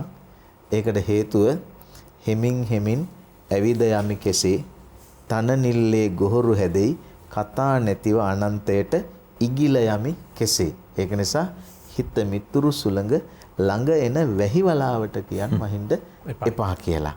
තව කෙනෙකුට කියන්න පුළුවන් කඳුල සමාවයන් අපි වෙන් වෙනවා අද හවසට. ඒක නිසා වහීද දන්නේ පෙතිගෝමර මල් දකින්න ඔමරි බඳේ වහින්න එපා කියලා කෙනෙකුට හිතෙන්න පුළුවන්. වැස්ස එක එක්කෙනාට පේන්නේ එක එක විදිහට. මං කියන්නේ පාරිසරික සංවේදී මිනිස්සු. පරිසරභාවය, පාරිසරික තත්වය එක එක්කිනාට දැනෙන්නේ තමාට දැනෙන පරිමාවේ ස්වභාවය මත විතරයි. ඒක නිසා වැස්ස ගැන කතා කළා වගේ හුළඟ කොච්චර දේවල් කතා කරන්න පුළුවන් දේවල්ද කියන්නේ. මම පොඩි දෙයක් එකතු කරන්න හුළඟට යන්නේ ඉස්සෙල්ලා අර දැන් හඳුරම කියද්දී මේ බාර්තෘ හරි මගේ මතක හැටියට එයා කියනවා මේ කියන්නේ පරිසරයක එක්කෙනාට සාපේක්ෂයි කියන එක මේ ස්ථානං විවික්තං යමිනාං විමුක්තයේ කාමාතුරාණං අතිකාම කාරණං ස්ථානං විවික්තං දැන් විවික්ත වූ ස්ථානයක් දැක විවික්ත කියන්නේ කරදර නැති විවේකී කියන එක අනිත් කරදර වලින් වෙන් වෙච්ච විවික්ත කියන්නේ ඒක. එහෙම එකක් දැක්කහම යමිනාං විමුක්තයේ යතිවරේකට හිතෙනවා යමි යති කියන්නේ දෙකම එකයි. මොකද යමයේ සංයමයේ යෙදෙන නිසා යමි කියලා. යානිශා සර්ව භූතානාං තස්යාං ජාගරති සංයමී කියලා සංයමී කියන වචනේත් භගවත් ගීතාවේ පාවිච්චි වෙන්නේ. එතකොට දැන් විවික්ත වූ ස්ථානයක් නිදහස් ස්ථානයක් දැක්කහම යතිවරේකට හිතෙනවා විමුක්තියට හොඳයි කියලා. නිදහස්නේ කරදරයක් නැහැ. ඒ නිසා තමයි අපි සාමාන්‍ය ඵල සූත්‍රයේ දීඝනිකායේ දෙවෙනි තැන සාමාන්‍ය ඵල සූත්‍රයේ විස්තර කරන්නේ. ඉහළ ඉන්ද්‍රිය සංවරය ඇති කරගත්තු ශ්‍රාවකයා බෞද්ධ ශ්‍රාවකයා විවිත්තං සේනාසනං භජති. විවිත්තං සේනාසනං කියන්නේ අර මේ කරදර වලින් ඈත් වෙච්ච සේනාසනය. අරඤ්ඤං ඔය කියන්නේ කැලේ රුක්ක මූලං ගහක මුලං ශුඤ්ඤාගාරං වනපත්තං වනගොමුවක් අබ්භෝකාසං නිදහස් පරිසරයක් පලාල පුඤ්ජං පලාල කියන්නේ පිදුරු පුඤ්ජ කියන්නේ කුට්ටි පිදුරු ගොඩවල් පිදුරු ගොඩක් අස්සේ වුණත් හොඳයි. දැන් පිදුරු ගොඩෙත් මේ දැන් අපි දන්නවා වෙල්ෙලි වල අපි හදා ගන්නවා පොඩි සෙල්ලම් කරන්න එහෙම නැත්නම් ඒ වගේ ඊට හොඳට හදා ගන්න වෙන්න පුළුවන්. ස්ථානං විවික්තං යමිනාං විමුක්තය. එතකොට එහෙම ස්ථානයක් යතිවරේකට හොඳයි කෙලෙස් දුරු කරන්න. කාමාතුරාණං අතිකාමකාරණං. හැබැයි කාමාතුරේකට හිතෙනවා කාමයේ වැඩි කරගන්න නියම තැන මෙතන මේ මම කියන්න ඕනේ නැහැ තේරෙනවා මොකද්ද මේ කියන්න යන්නේ කියලා. මෙතන කවුරුවත් නැහැ කරදරේකුත් නැහැ කාටවත් පේන්නෙත් නැහැ. මරු තැන කියලා හිතෙනවා. සුළඟ ගැන හඳුනන කතාව. සුළඟ කියලා කියන්නේ දෙයක් තැනක ඉඳලා තව තැනකට ගෙනියන දේනේ. හැබැයි වාතය කියලා කියන එක සුළඟ කියලා කියන එක විසින් මොන තරම් දේවල් අපිට දීලා තියෙනවද? සුළඟේ ස්වභාවයන් තියෙනවනේ. එකක් සැඩ සුළඟ.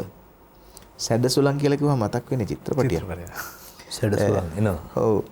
එතකොට ඡණ්ඩ වාතය, ප්‍රචණ්ඩ වාතය, මාරුතය මේ කියන හැම එකක්ම තියෙනවා. ඒ වගේ තැනක තමයි හුලං කපලු තියෙන්නේ. සතත ගති කියලා හඳුරන්නේ තියෙන වචනේ. සතත ගති කියලා කියන්නේ. නිතරම යනවනේ. ඔය ගමන් කරන හුලඟ හැටි. ඔව්. ඔය හුලඟ ආස්සේ තමයි හුලං කපලු තියෙන්නේ. සුලං කපොල්ලේ කැදලි තනන්නේ නැහැ. කෑලි කැඩි බිඳී විසිරී යනවනේ. සුලං කපොල්ලක මේ හදපුවාම කැදැල්ලක් බුදුහාමුදුරුව ඕන තරම් මේ හුලඟ ගැන කතා කරනවා. බුදුහාමුදුරුව බුද්ධත්වය ලබන්නේ ගහක් යට. ඊට අමතරව සතියක් තියෙනවනේ අපි අහලා තියෙනවනේ. සති 7න් අපේ අරුණ මහත්තයා සති 4යිනේ 4ක් විතර. ඔව් සති 4ක් ගස් යට. ගස් යට. මේ ගස් මොන ගස්ද? බෝධීන් වහන්සේ අශ්වස්ත වෘක්ෂයයි. වෙන අජපාල නමින් හඳුන්වනු ලැබූ න්‍යග්‍රෝදයක් නුගයක්. ඊළඟට කිරිපලු ගහක්. ඔව් කිරිපලු ගහ. කිරිපලු ගහ. මිදෙල්ල ගහ. මිදෙල්ල ගහ. දැන් මේ ගස් ලොකු ගස්.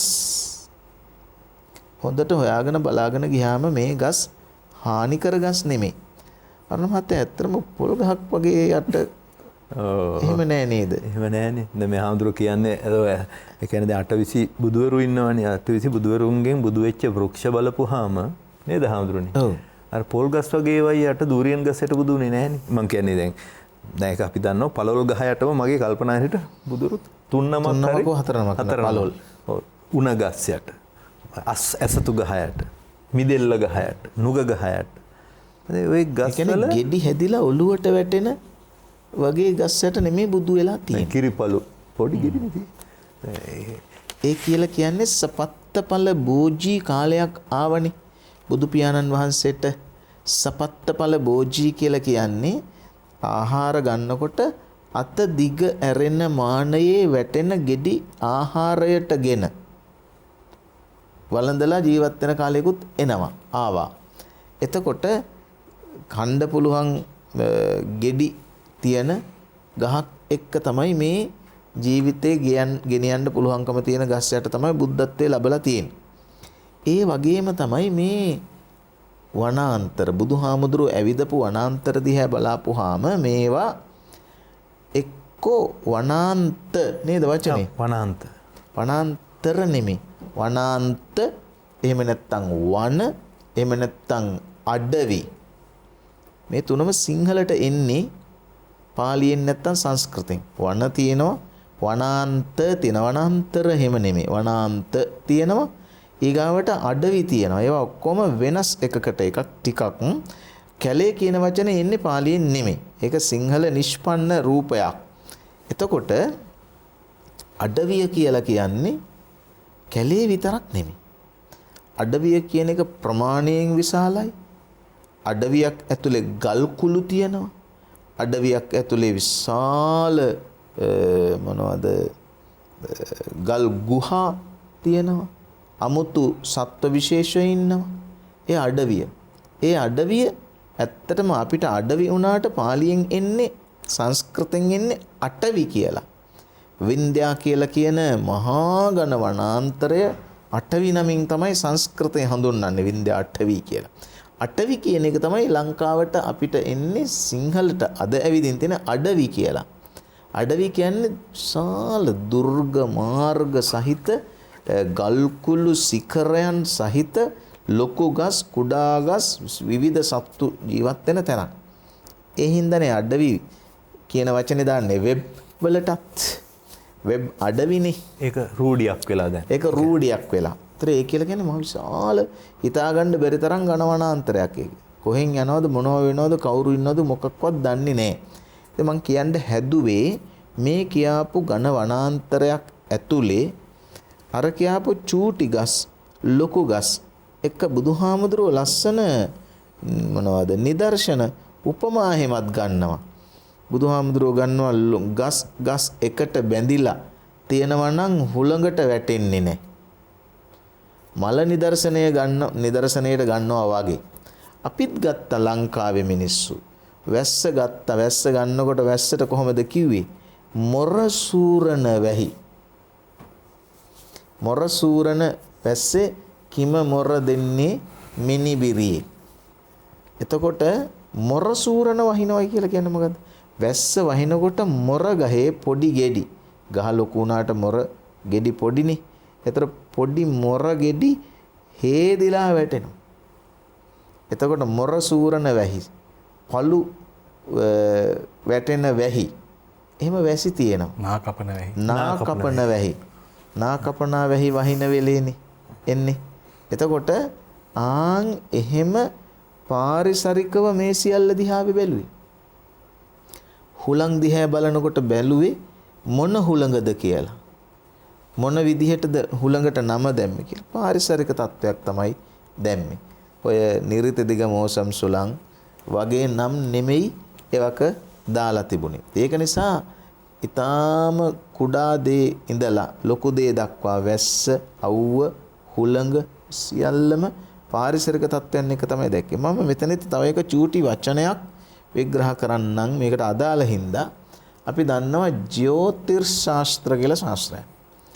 ඒවට විද්‍යා කියලා වචනේ පාවිච්චි කරන්නේ නෑ. ඇත්තටම කිව්වොත් විද්‍යාව කියන්නේ මේ සමස්ත ශාස්ත්‍රයන්ගේ දැනුමට විද්‍යාව කියන්නේ. හින්ද අර්ථ ශාස්ත්‍ර මිසක් ආර්ථික විද්‍යාව කියලා වචනයක් වැරදි. රසායන ශාස්ත්‍ර, භෞතික ශාස්ත්‍ර මිසක් ඒවා විද්‍යාව නෙමෙයි. මේ සියල්ල මේ දැනුමට තමයි විද්‍යාව කියන්නේ. ඒකයි විද්‍යාව උදපාදි කියන්නේ. දැනුම පහළ වුණා කියලා කියන එකනේ. දැනුමේ සමස්තයට කියන වචනේ විද්‍යාව. එහෙනම් ජ්‍යොතිර් විද්‍යාව නෙමෙයි ජ්‍යොතිෂ් ශාස්ත්‍ර. ජ්‍යොති කියලා කියන්නේ ජ්‍යොති පරායනෝ තමෝ ජ්‍යොති පරායනෝ කියලා වචන ගණනාවක් තියෙනවා. තමසෝමා ජ්‍යොතිර්ගමය. දැන් ජ්‍යොතිර් කියන්නේ ආලෝකයට. ජ්‍යොතිෂ් ශාස්ත්‍රය කියන්නේ ආලෝකයේ ශාස්ත්‍රයට. කවරේක කුමක ආලෝකයේද? ඉරේ ආලෝකයේ, සඳේ ආලෝකයේ, තරුවල ආලෝකයේ කියලා ආලෝක ශාස්ත්‍රය. දැන් මේ පාරිසරික තත්ත්වය බලන්නකෝ. ඉරගල වැටෙන වෙලාව, ඉර මුදුන් වෙන වෙලාව, ඉර අවරට යන වෙලාව, ඉර දෙවියන් එන වෙලාව, ඉරත් එක්ක ගනුදෙනු කරලා වෙලාව හරියට හදලා දිනේ ගණනය කරපුවාම තමයි ගොයන් පැල කරන්න හොඳ කාලේ.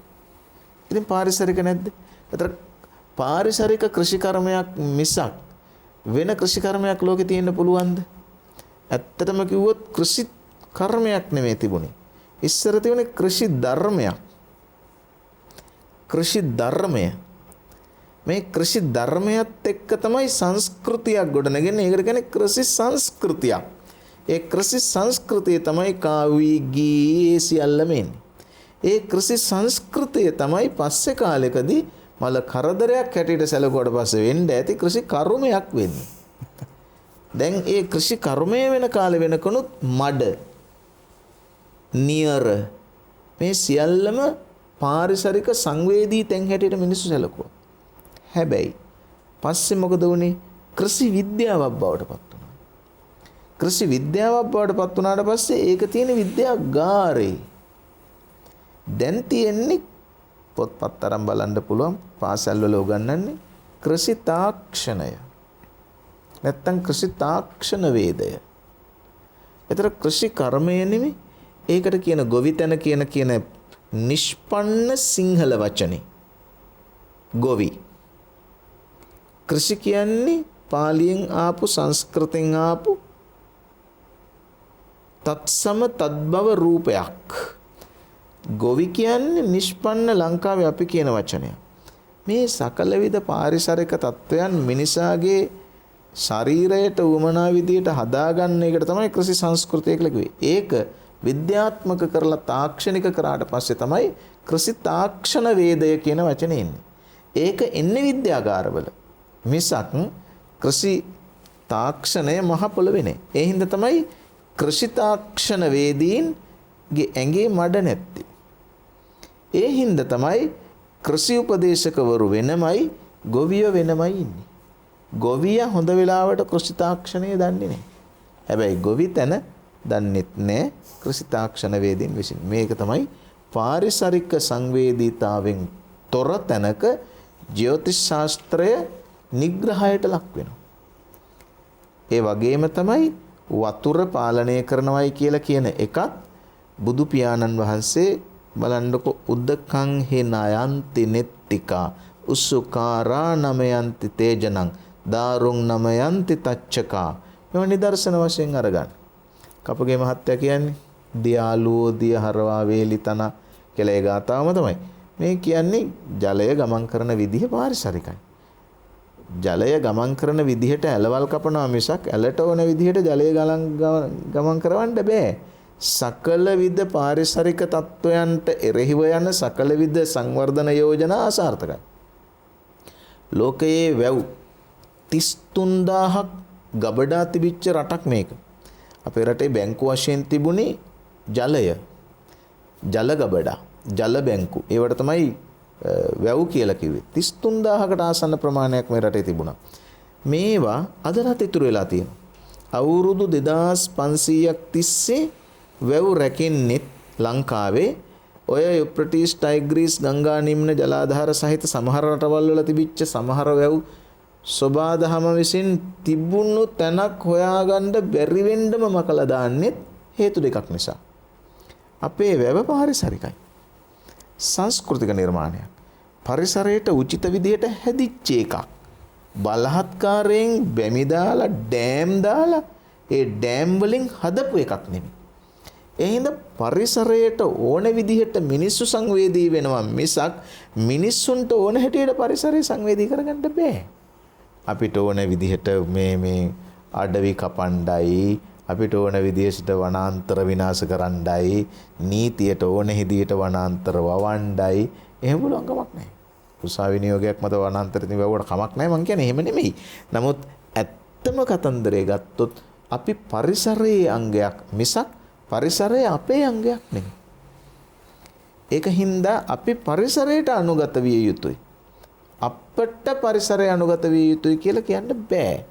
ඒකෙන්ද ගඟ ගලන්නේ ගඟට ඕන විදිහට මිස අපට ඕන විදිහට නෙමෙයි. ඒක ටනල් අස්සෙන් ගිහිල්ලා ටර්බයින් කරකවලා පාවිච්චියක් ගත්තට කමක් නැහැ.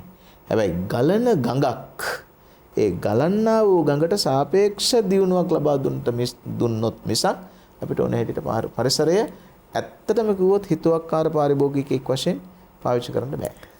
දැන් පරිසරය හිතුවක්කාරකමට පාවිච්චි කරයින් පස්සේ එහි ආදීනව ඕනෑ තරම් අපි විඳ තිබෙනවා, විඳිමින් තිබෙනවා, අනාගතයේ විඳින්නට නියමිතව තිබෙනවා. ඉතින් ඒ නිසා මේ පරිසරයත් එක්ක ජීවත් නොවන මිනිස්සුන්ගේ විනාශය අත්කර දෙන විදිහත් ආචාර්යතුමනි බුදුහාමුදුරුවෝ දේශනා කළා තියෙනවා. දැන් දීඝනිකායේ අග්ගඤ්ඤ සූත්‍රය වගේ තැන්වල, අදම්මික සූත්‍රය වගේ තැන්වල සඳහන් වෙනවා මිනිස්සු සදාචාරයෙන් පිරිහෙනකොට, පරිසරයට වින කරනකොට මිනිස්සු පරිසරයත් එක්කම පිරිහෙනවා කියලා.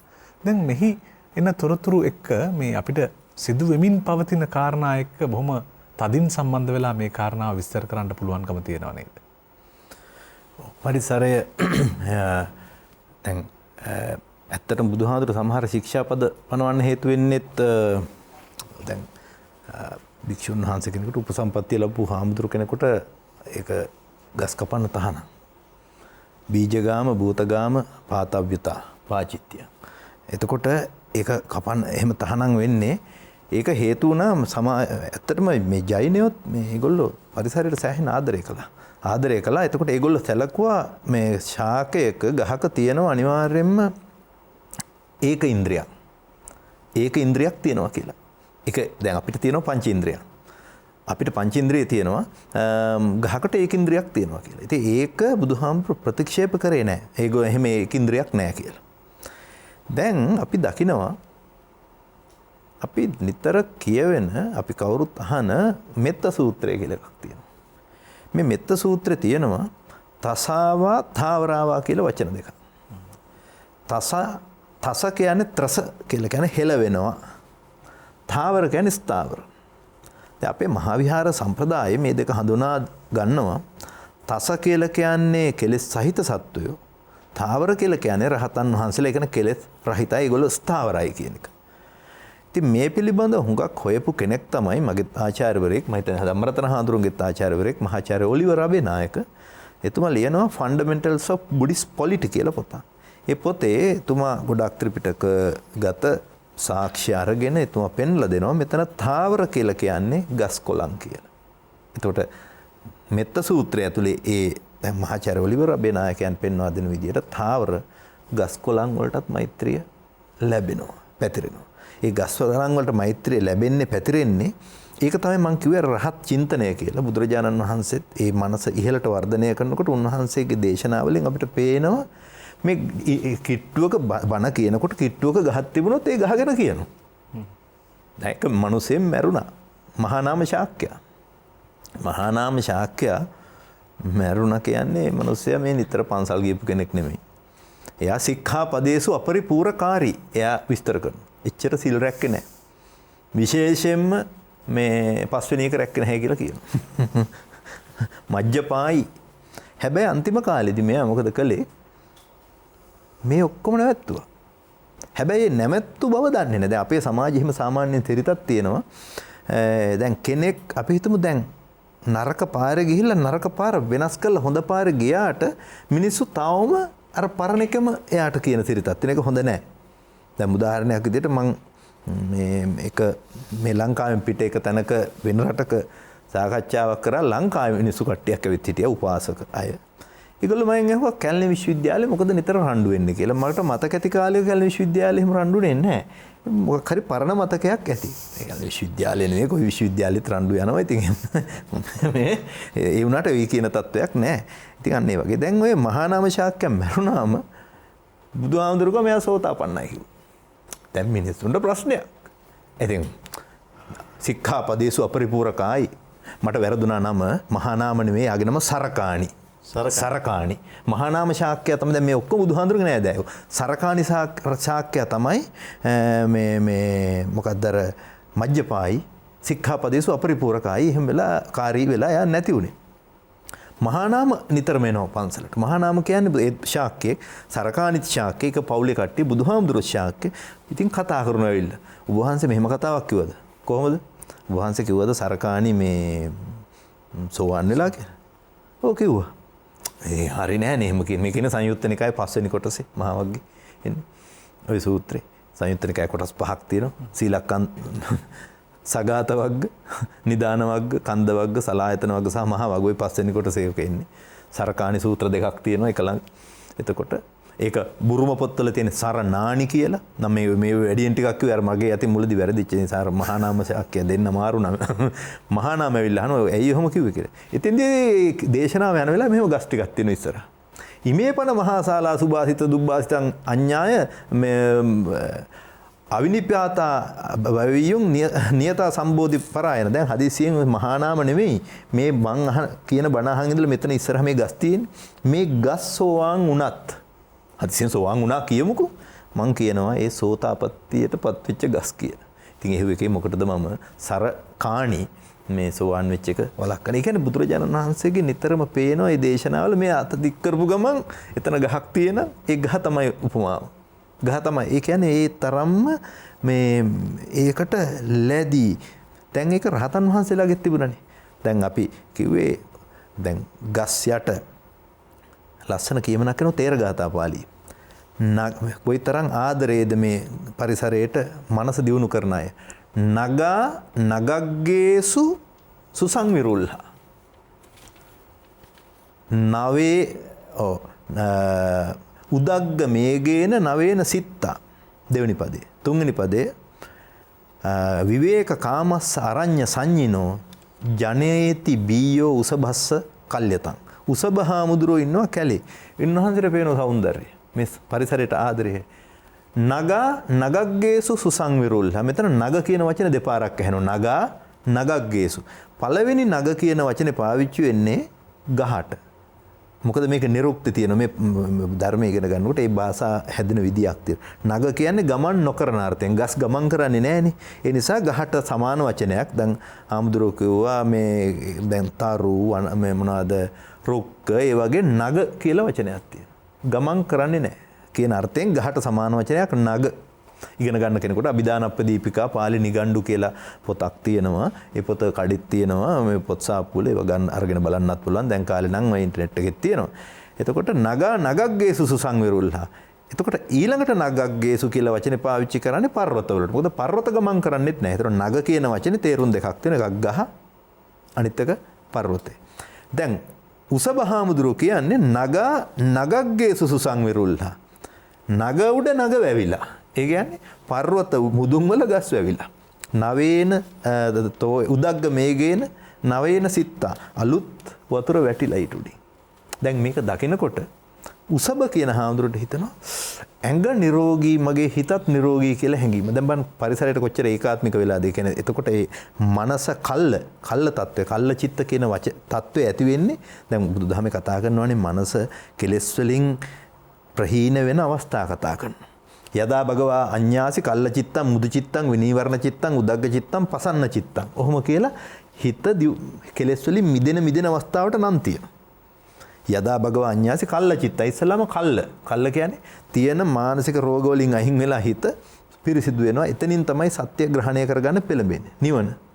ඒකේ ගමන ආරම්භය. එතකොට උසභහාමුදුරුවන්ට කල්ල චිත්තේ පහළ වෙන්නේ අර නගා නගග්ගේසු සුසංවිරුල්හා. පර්වතයේ උඩ මුදුනේ තවත් ගස් ඇවිල්ලා ඒව උඩට අලුත් වතුර වැටිලා දිලිසි නැමි තියෙනකොට මේ ආදර්ශය තමයි දෙන්නේ. එහෙම නැතුව මේ ගහක් අර දැන් ඔයා කිව්වා ඒක ගාතාව නොකියුවට වනං චින්දත මාරුක්ඛං නේ ධම්මපදේ ගාතාව. ඉතින් එතකොට එහෙම ඍජුවම කියපු තැන් තියෙනවා. වනං චින්දත කෙලස් වණය කපන්න හැබැයි ගස් කපන්න එපා. ඒක හරිය නිකන් අපිට නම කුඩේ ගෙනියන්න හැබැයි කුඩේ අරන් ගියට කමන්නේ දිගාරින්න එපා කිව්වා වගේ. වැඩක් නැහැ නේද? නමුත් මෙතන පළවෙනි වණ කියන වචනේ පාවිච්චි කරන්නේ වණය කියන්නේ කෙලස්. දෙවෙනි දන රුක්කන් ගස් කපන්න එපා. මේක නෙමෙයි. වනතෝ ජායති බයං. මොකද වන ඒකෙන් තමයි බය ඇති වෙන්නේ.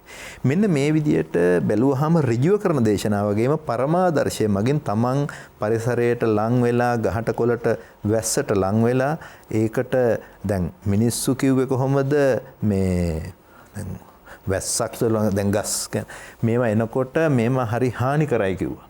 හුලං. හාමුදුරු හුලං ගැන කලිනුත් කිව්වා. මේ මොකද්ද මේ හුලං එනකොට මේ හුලං නිකන් හුලං නෙවෙයි එන්නේ මගේ මේ පෙම්වතියගේ ඇඟේ හැප්පිලා එන හුලං කියලා හිතා ගන්න කියලා කාලිදාස අපිට කිව්වනේ. ඒ කියන්නේ මේ හුලඟේ හැටි. හුලඟෙන් මේවා ඔක්කොම මේ ආසාවල් ප්‍රබෝධවත් වෙනවා. දැන් බිත්වා සද්‍ය කිසලේ පුටාන් දේවදාරු ද්‍රුමානාං දේවදාර ගස්වල කරටිය කඩාගෙන ඒකේ වැදිලා තමයි හුලඟෙන්. යේ තක්ෂීර ශ්‍රුති සුරබයෝ දක්ෂිනේන ප්‍රවෘත්තා. දැන් පෙම්වතිය ඉන්නේ දකුණු පැත්තේ. දැන් මේ කියන කෙනා ඉන්නේ අනිත් පැත්තේ වෙන්නේ නැති. ආලිංග්‍යන්තේ ගුණවති මයා තේ තුෂාරාද්‍රි වාතා පූර්වං ස්පෘෂ්ටං යදි කිල භවේත් අංගමේ බිස්තවේති. මොකද්ද ඒ කියන්නේ? දැන් වෙනදට වඩා වෙනදා එන්නේ දේවදාර හුලං දේවදාර ගස්වල වැදිලා ඒවා කිරි සුවඳ උකහාගෙන හුලඟෙනවා අපි ගාවට. දැන් මේ කියන දවසේ ඊට වඩා වෙනසකුත් තියෙන ඒකට අර ඒ අදාළ කෙනාගේ පෙම්වතියගේ හුලඟත් වැදිලා එන්නේ. ආලිංග්‍යන්තේ ගුණවති මයා තේ තුෂාරාද්‍රි වාතා තෙත් ගතිය හුලඟට මම වෙනදට වඩා මේ මොකක්ද ඒකට කියන්නේ කැමැත්තෙන් ඇඟ අල්ලනවා ඇඟ නතු කරනවා පූර්වං ස්පෘෂ්ටං යදි කියලා භවේත් අංගමේ බිස්තවේදී මයිලඟට එන්න ඉස්සලා මාගාවට එන්න ඉස්සලා හුලඟ ඔයාගේ ඇඟේ වැදිලා නේ මේ හරි ලස්සනයි ඉතින් මේ ලෝකෙට මේකම අවශ්‍යයි. නමුත් මේක කියන්නේ මේ පරිසරයේ ඉඳගෙන තමයි අපේ හාමුදුරුවරු රහතන් වහන්සේලා තේරගත 1200 ගාණක් විතර තියෙනවා කෙලස් නැති කරේ. මාළුතේ උපවායන්තේ සීතේ සුරබි ගන්ධකේ අවිජ්ජං දාල ඉස්සාමි නිසින්නෝ නගමුද්දනි. දැන් නගමුද්දනි එතනත් පර්වතේ මාළුත කියන්නේ මාරුත. ඒකෙන් ඇවිල්ලා මෙහෙම අවංකවම භාවනා කරන කෙනෙකුට ස්වභාව ධර්මය අවංකවම ධර්මය ඉගෙන ගන්න කෙනෙකුට ප්‍රගුණ කරන කෙනෙකුට ස්වභාව ධර්මයේ හිතකර වෙනවා. මම තව එක කැලලක් කියලා නවත්තන්නම් මේකට. මොකද හොඳටම කොහොමද ගහකොළ පවා ආශිර්වාද කරන්නේ සැබවින්ම ධර්මානුකූලව ජීවත් වෙන්නේ කියන කෙනෙකුට ඒකට අහපු ඒකට හොඳ උදාහරණයක් අර මං කලින් කිව්ව මානාවුළු සංදේශෙම. දැන් මේ මානාවුළු රම්බා විහාරයට එහා පැත්තෙන් තියෙන වලවේ ගඟ. දැන් ඒ මහා මේ වලවේ රම්බා විහාරේ පරිසරේ භාවනා කරනවා එළියේ ධර්මයේ ඉගෙන ගන්නවා හදාරනවා හාමුදුරුවෝ. දැන් මේ ධර්මයේ ඉගෙන ගන්න හාමුදුරුවරුන්ට හුලඟ කොහොමද ආශිර්වාද කරේ කියලා මේ කතුරේ කතා කරනවා. පටන් ගන්නෙම විදර්ශනාවෙන්. යස්මින් සම්මසනානු බද්ද හදයේ යස්මින් සම් ශාර්දූල වික්‍රීඩිත වෘත්තය. දැන් මේ වෘත්තයත් ශාර්දූල වික්‍රීඩිත. ඒ කියන්නේ දැන් මේ වෘත්තවල තියෙනවා අජිර තාල තියෙනවා. දැන් මම කියන්නේ වෘත්ත කියලා කියන්නේ යන විදිය. මම කිව්වට ඒක තේරුම් නැතුව ඒ කියන්නේ දැන් ගාථා ශ්ලෝක ඒක රචනාවෙන ආකෘතියක් විරිත් කියලා කියන්නේ. ඒ විරිතේ සමහර ඒවා තියෙන්නේ මේ ඔය දැන් මං කිව්වේ ශාර්දූල වික්‍රීඩිත දිව්‍යා දඟලන තාලේ. දිව්‍යා දඟලන තාලේ තමයි ඇහෙන්නේ. මම දන්නේ ඒක කොයිතරම් ඉතාසු සංවේදීව බලලා තමයි මේක නිර්මාණය කරන්නේ. ලක්ෂ්මී සංවදනං හිමාංශු වදනං ධර්මාමෘතස්යන්දනං මන්ද්‍රාලාප කලං ගුණයි රවිකලං පාපද්විපේක් පාකලම් සත්වානාං නයනෝද්ධවං මතිදවං මෛත්‍රීලතා මාදවං කල්යාණාප ඝනං රජෝ හති ඝනං භක්ත්‍යාන මේ ශ්‍රී ගණන්. ඔය ශාර්දූල වික්‍රීඩිත. දැන් ඒ තාලෙට තමයි මම අර කියාගෙන කියපු ගාථා. මොකද සමහර ඒවා හැදෙන්නේ ඔය පුරි විරිතෙන් නෙමෙයි. සර්පයා බඩ ගන්න විදියට. මම හිතන්නේ අපි කාලෙකට ඉස්සෙල්ලා කොහේ හරි කිව්වා තැනක මට මතකයි. සර්පයා බඩ ගන්න තාලෙට හදපු ගාතාවක් තමයි අද කිරිවෙහෙර වඳින්නේ. මුනින්දෝ නිසින්නෝ යහින් දේවතාන. මේක තියෙන්නේ ඩිඩම්ඩම් කියන්නේ මුනින්දෝ කෙටි අකුරයි දිග අකුරු දෙකයි. මුනින්දෝ නිසින්නෝ යහින් දේවතානං ඔහමනේ යන්නේ. සමේතාන මග්ගං සුදේසේ සිදම්මං. දැන් ඩිඩම්ඩම් කියන එකම 4 සැරයක්. ජෝතිපාල මහත්තයා උබේ පෙම් වදන්න කියන්නේ ඕකෙන්. ඒක කියන්න ආවේ හින්දි වල තියෙනවා තුමේ මේරි මන්දිර් තුමේ මේරි පූජා කියලා එකක් ඒ විදියට. භුජංග ප්‍රයාත එතන සර්පයා බඩ ගන්නවා. දැන් කිව්වේ යස්මින් සම්මසනානු බද්ද හදේ විදර්ශනා භාවනාවෙන් ඉන්න හාමුදුරුවරු ආතාපිනෝ සංයතේ නේකේ සංයමි පුංගවේ ගුණගනා රාමේ තිරාරම්භිතේ මේ රම්බා විහාරේ වටේට හාමුදුරුවරු ඉන්න භාවනා කරන. මේක දැකලා සේවන්තේ වනවාහිනී වලවේ ගඟ මොකද කරන්නේ? හුලං එවනවා හාමුදුරුවන්ගේ ඇඟ සනීප වෙන්න. මොකද අපි දන්නවා හම්බන්තොට ටිකක් රස්නේ මෙහෙ වගේ නෙමෙයි. මෙහෙටත් වඩා රස්නේ. සේවන්තේ වනවාහිනී සුචිපයෝ රංගේ තරංගා කුලේ රංගන්තා මුදු මාරුතා කලරුතා සාකුන්ත සංගෝචිතා. නිකන් හුලං නෙමෙයි යවන්නේ. අර හීතල වතුර උඩ කරකවල මොනවාද වලවේ ගඟ උඩ කුරුළු ගීත මුසු කරපු හුළඟ යවනවා අර භාවනා කරන ධර්මය ඉගෙන ගන්න භික්ෂුන් වහන්සේලා සතපුවා. ස්වභාව ධර්මයේ ආශිර්වාද කරන විදිය ඒකට හිතවත් කෙනාට. හොඳයි. ඇත්තටම මේ පරිසර කල්පනාවන් හරියට නිකන් අපිව මම කලිනුත් කිව්වා වගේ මේ එහි මෙහි හරි මෙහි තැන්වල හරි ලස්සන තැන්වල අපි වරන් යනවා. ඒකම ඒ තැන්වල නතර වෙලා සිත නිවාලන්නට අවශ්‍ය කරන කාරණා අපට හොයලා දෙනවා.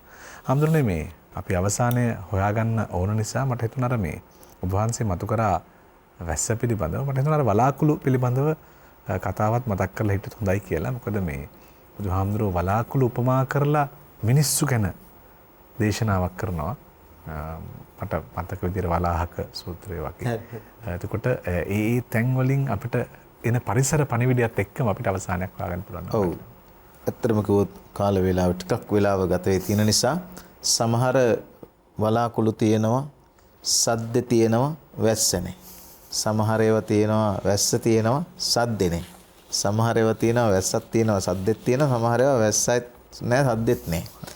ඉතින් මේ තියෙන තැන කෙටියෙන් කියන්නම් ඔක තියෙන අංගුත්තර නිකාය චතුක්ක නිපාතෙත් අභිධර්ම පිටකේ පුද්ගල පඤ්ඤාතිය. දැන් හාමුදුරු ඒක දේශනාව.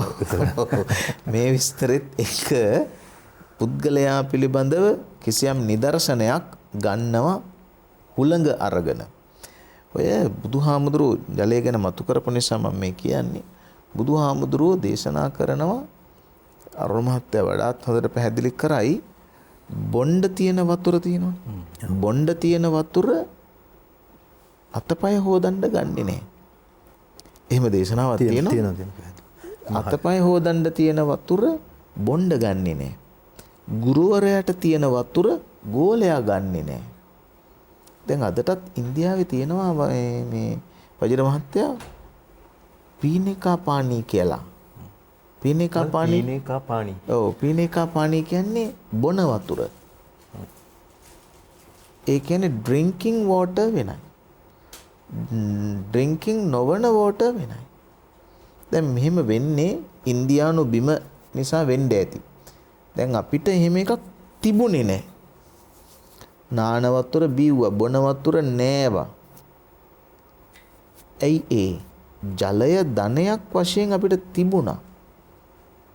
දැන් අද වෙනකොට ඩ්‍රින්කින් වෝටර් තියෙනවා මෙගා සහ මොකක්ද ලොකු එකට කියන්නේ පොඩි මෙගා සහ බඩි බෝතල් වල. ඒතර මෙගා සහ බඩි සංස්කෘතියක් තිබුණේ නැහැ. ඒතර ගලාගෙන යන දිය දහරකට කෙල නොගහන්නේ. ගලාගෙන යන දිය පහරට මුත්‍රා නොකරන්නේ. ගලාගෙන දිය දහර අපවිත්‍ර නොකරන්නේ පැහැදිලි සහ පිරිසිදු නිසා. අපිට හොඳට මතකයි මම හුඟාක වයසක කෙනෙක් නෙමෙයිනේ. වයස නැත්තේත් නෑ 58ක්. මට වයස අවුරුදු 58ක්. ඒතර මං මහාන වෙන්නේ 1973. වයස අවුරුදු 10 දී. ඒකට 63 ඉපදුනා කියලා තේරෙනවනේ. ඒ කාලේ මහාන වෙන්න කලින් 70, 71, 72, 73 වගේ කාල සීමාවෙදී අපි දැක්ක තිත්ත පැටව. අපිට තිත්ත පැටව පේන්නේ වැලි අස්සේ හැංගිලා එනවා දිය කඩਿੱත්තේ.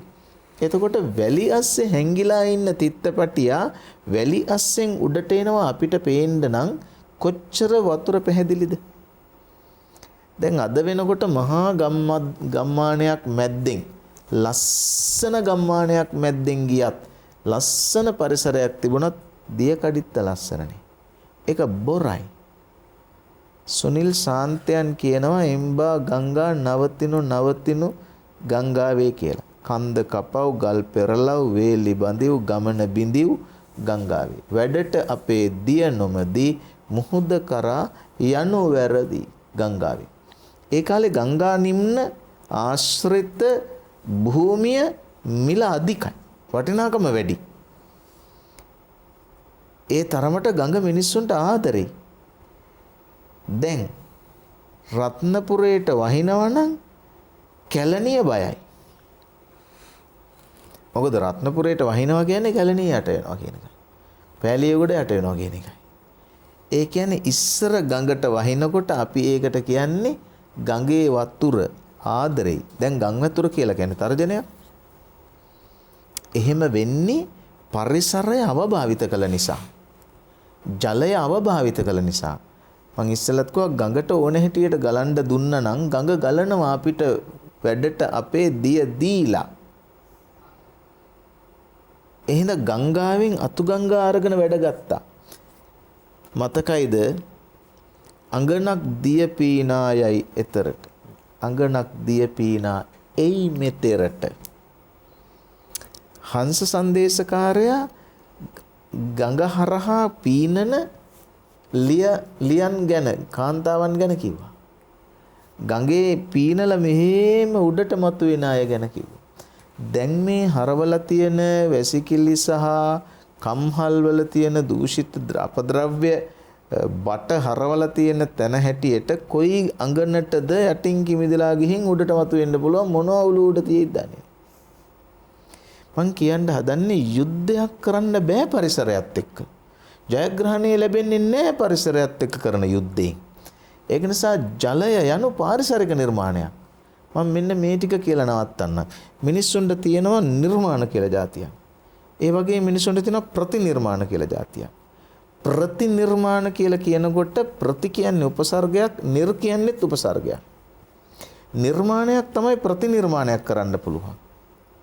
එතන නිර්මාණ කියලා කියන එකෙත් උපසර්ගයක් තියෙනවා නිර් කියලා. මාන කියලා තව එකක් කලින් තියෙනවා. එතන මාන තමයි මුලින්ම තියෙන්නේ. මාන මිනිස්සුන්ට කරන්න බෑ. මිනිස්සුන්ට මාන කරන්න බෑ. මිනිස්සුන්ට නිර්මාණ කරන්න පුළුවන්. මිනිස්සුන්ට නිර්මාණ වලින් ප්‍රතිනිර්මාණ කරන්න පුළුවන්. මේ අපි වාඩි වෙලා ඉන්නේ පුටුවක. මේ පුටුව හදලා තියෙන්නේ ලී වලින්. පුටුව ප්‍රතිනිර්මාණයක්. එතකොට නිර්මාණය ලීය, මානය මොකද්ද? ගහ. සමස්ත පාරිසරික නිර්මාණ කියන්නේ පාරිසරිකතාවන් කියන්නේ මාන. මේ වගේ ලස්සනට නිර්මාණ මේ මැටි වලින් හදපු දේවල් හදන්න පුළුවන් මිනිස්සුන්ට. මැටි හදන්න පුළුවන්. වැලි වලින් වීදුරු හදන්න පුළුවන්. වැලි හදන්න පුළුවන්. වතුරෙන් නොඑක් වික්‍රම කරන්න පුළුවන්. ජල විදුලි බලය ගන්න පුළුවන්. වතුර හදන්න පුළුවන්. ලී වලින් අපරිමාණ නිර්මාණ ලස්සන නිර්මාණ සහ ප්‍රතිනිර්මාණ කරන්න පුළුවන්. ගස් හදන්න පුළුවන්. එහෙනම් පාරිසරික භාවය කියන්නේ මාන.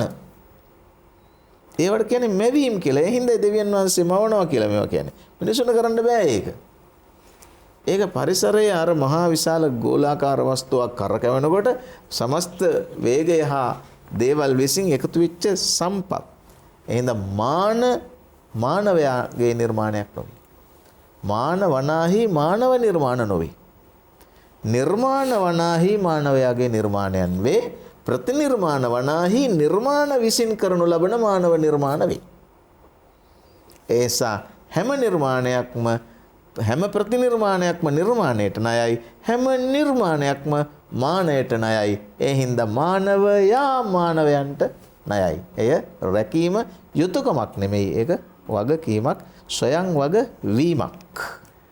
අතරම මේ පරිසරය පිළිබඳව අපි ආරම්භ කරපු මේ සංවාදය අපි තවත් පීවරකට අරගෙන යා යුතුයි. මොකද අපි පරිසරය පිළිබඳව මූලික අධ්‍යයනයේ හිටියේ අපිට පුළුවන් මේ ජීවී පරිසරය, ජීවී අජීවී පරිසරයට සම්බන්ධ කරලා තව දුරටත් සාකච්ඡා කරන්න. ඉතින් මේ බලාපොරොත්තු වෙන අද ත්‍රිපිටකාභිවන්දන අපි නිමා කරනවා. මේ මාතෘකාව සමග හිටි ඔබට පුළුවන් මෙහි ඊළඟ කොටස සමග එකතු වෙලා තව දැනුම වර්ධනය කරගන්න.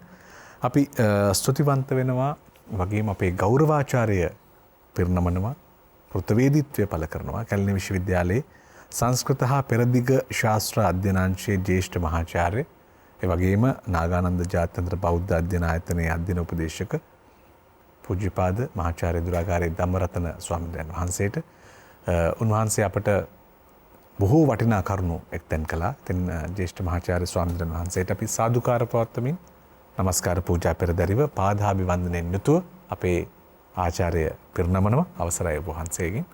ඒ වගේම කැලණි විශ්වවිද්‍යාලයේ පාලි හා බෞද්ධ අධ්‍යනාංශයේ ජ්‍යෙෂ්ඨ කතිකාචාර්ය ආචාර්ය අරුණ කීර්තිගමගේ මහත්මයාටත් ස්තුතියි. ආයුබෝවන්. අපි පරිසරය එක්ක බැඳුණු බුදුදහමේ පරිසර සංවේදීතාවය පිළිබඳව ආයෙත් කතා කරන්න ඔබට ආරාධනා කරමින් අදට සාකච්ඡාව නිමා කරන්නේ ඔබට රටට තෙරුවන් සරණ ප්‍රාර්ථනා කරමින්.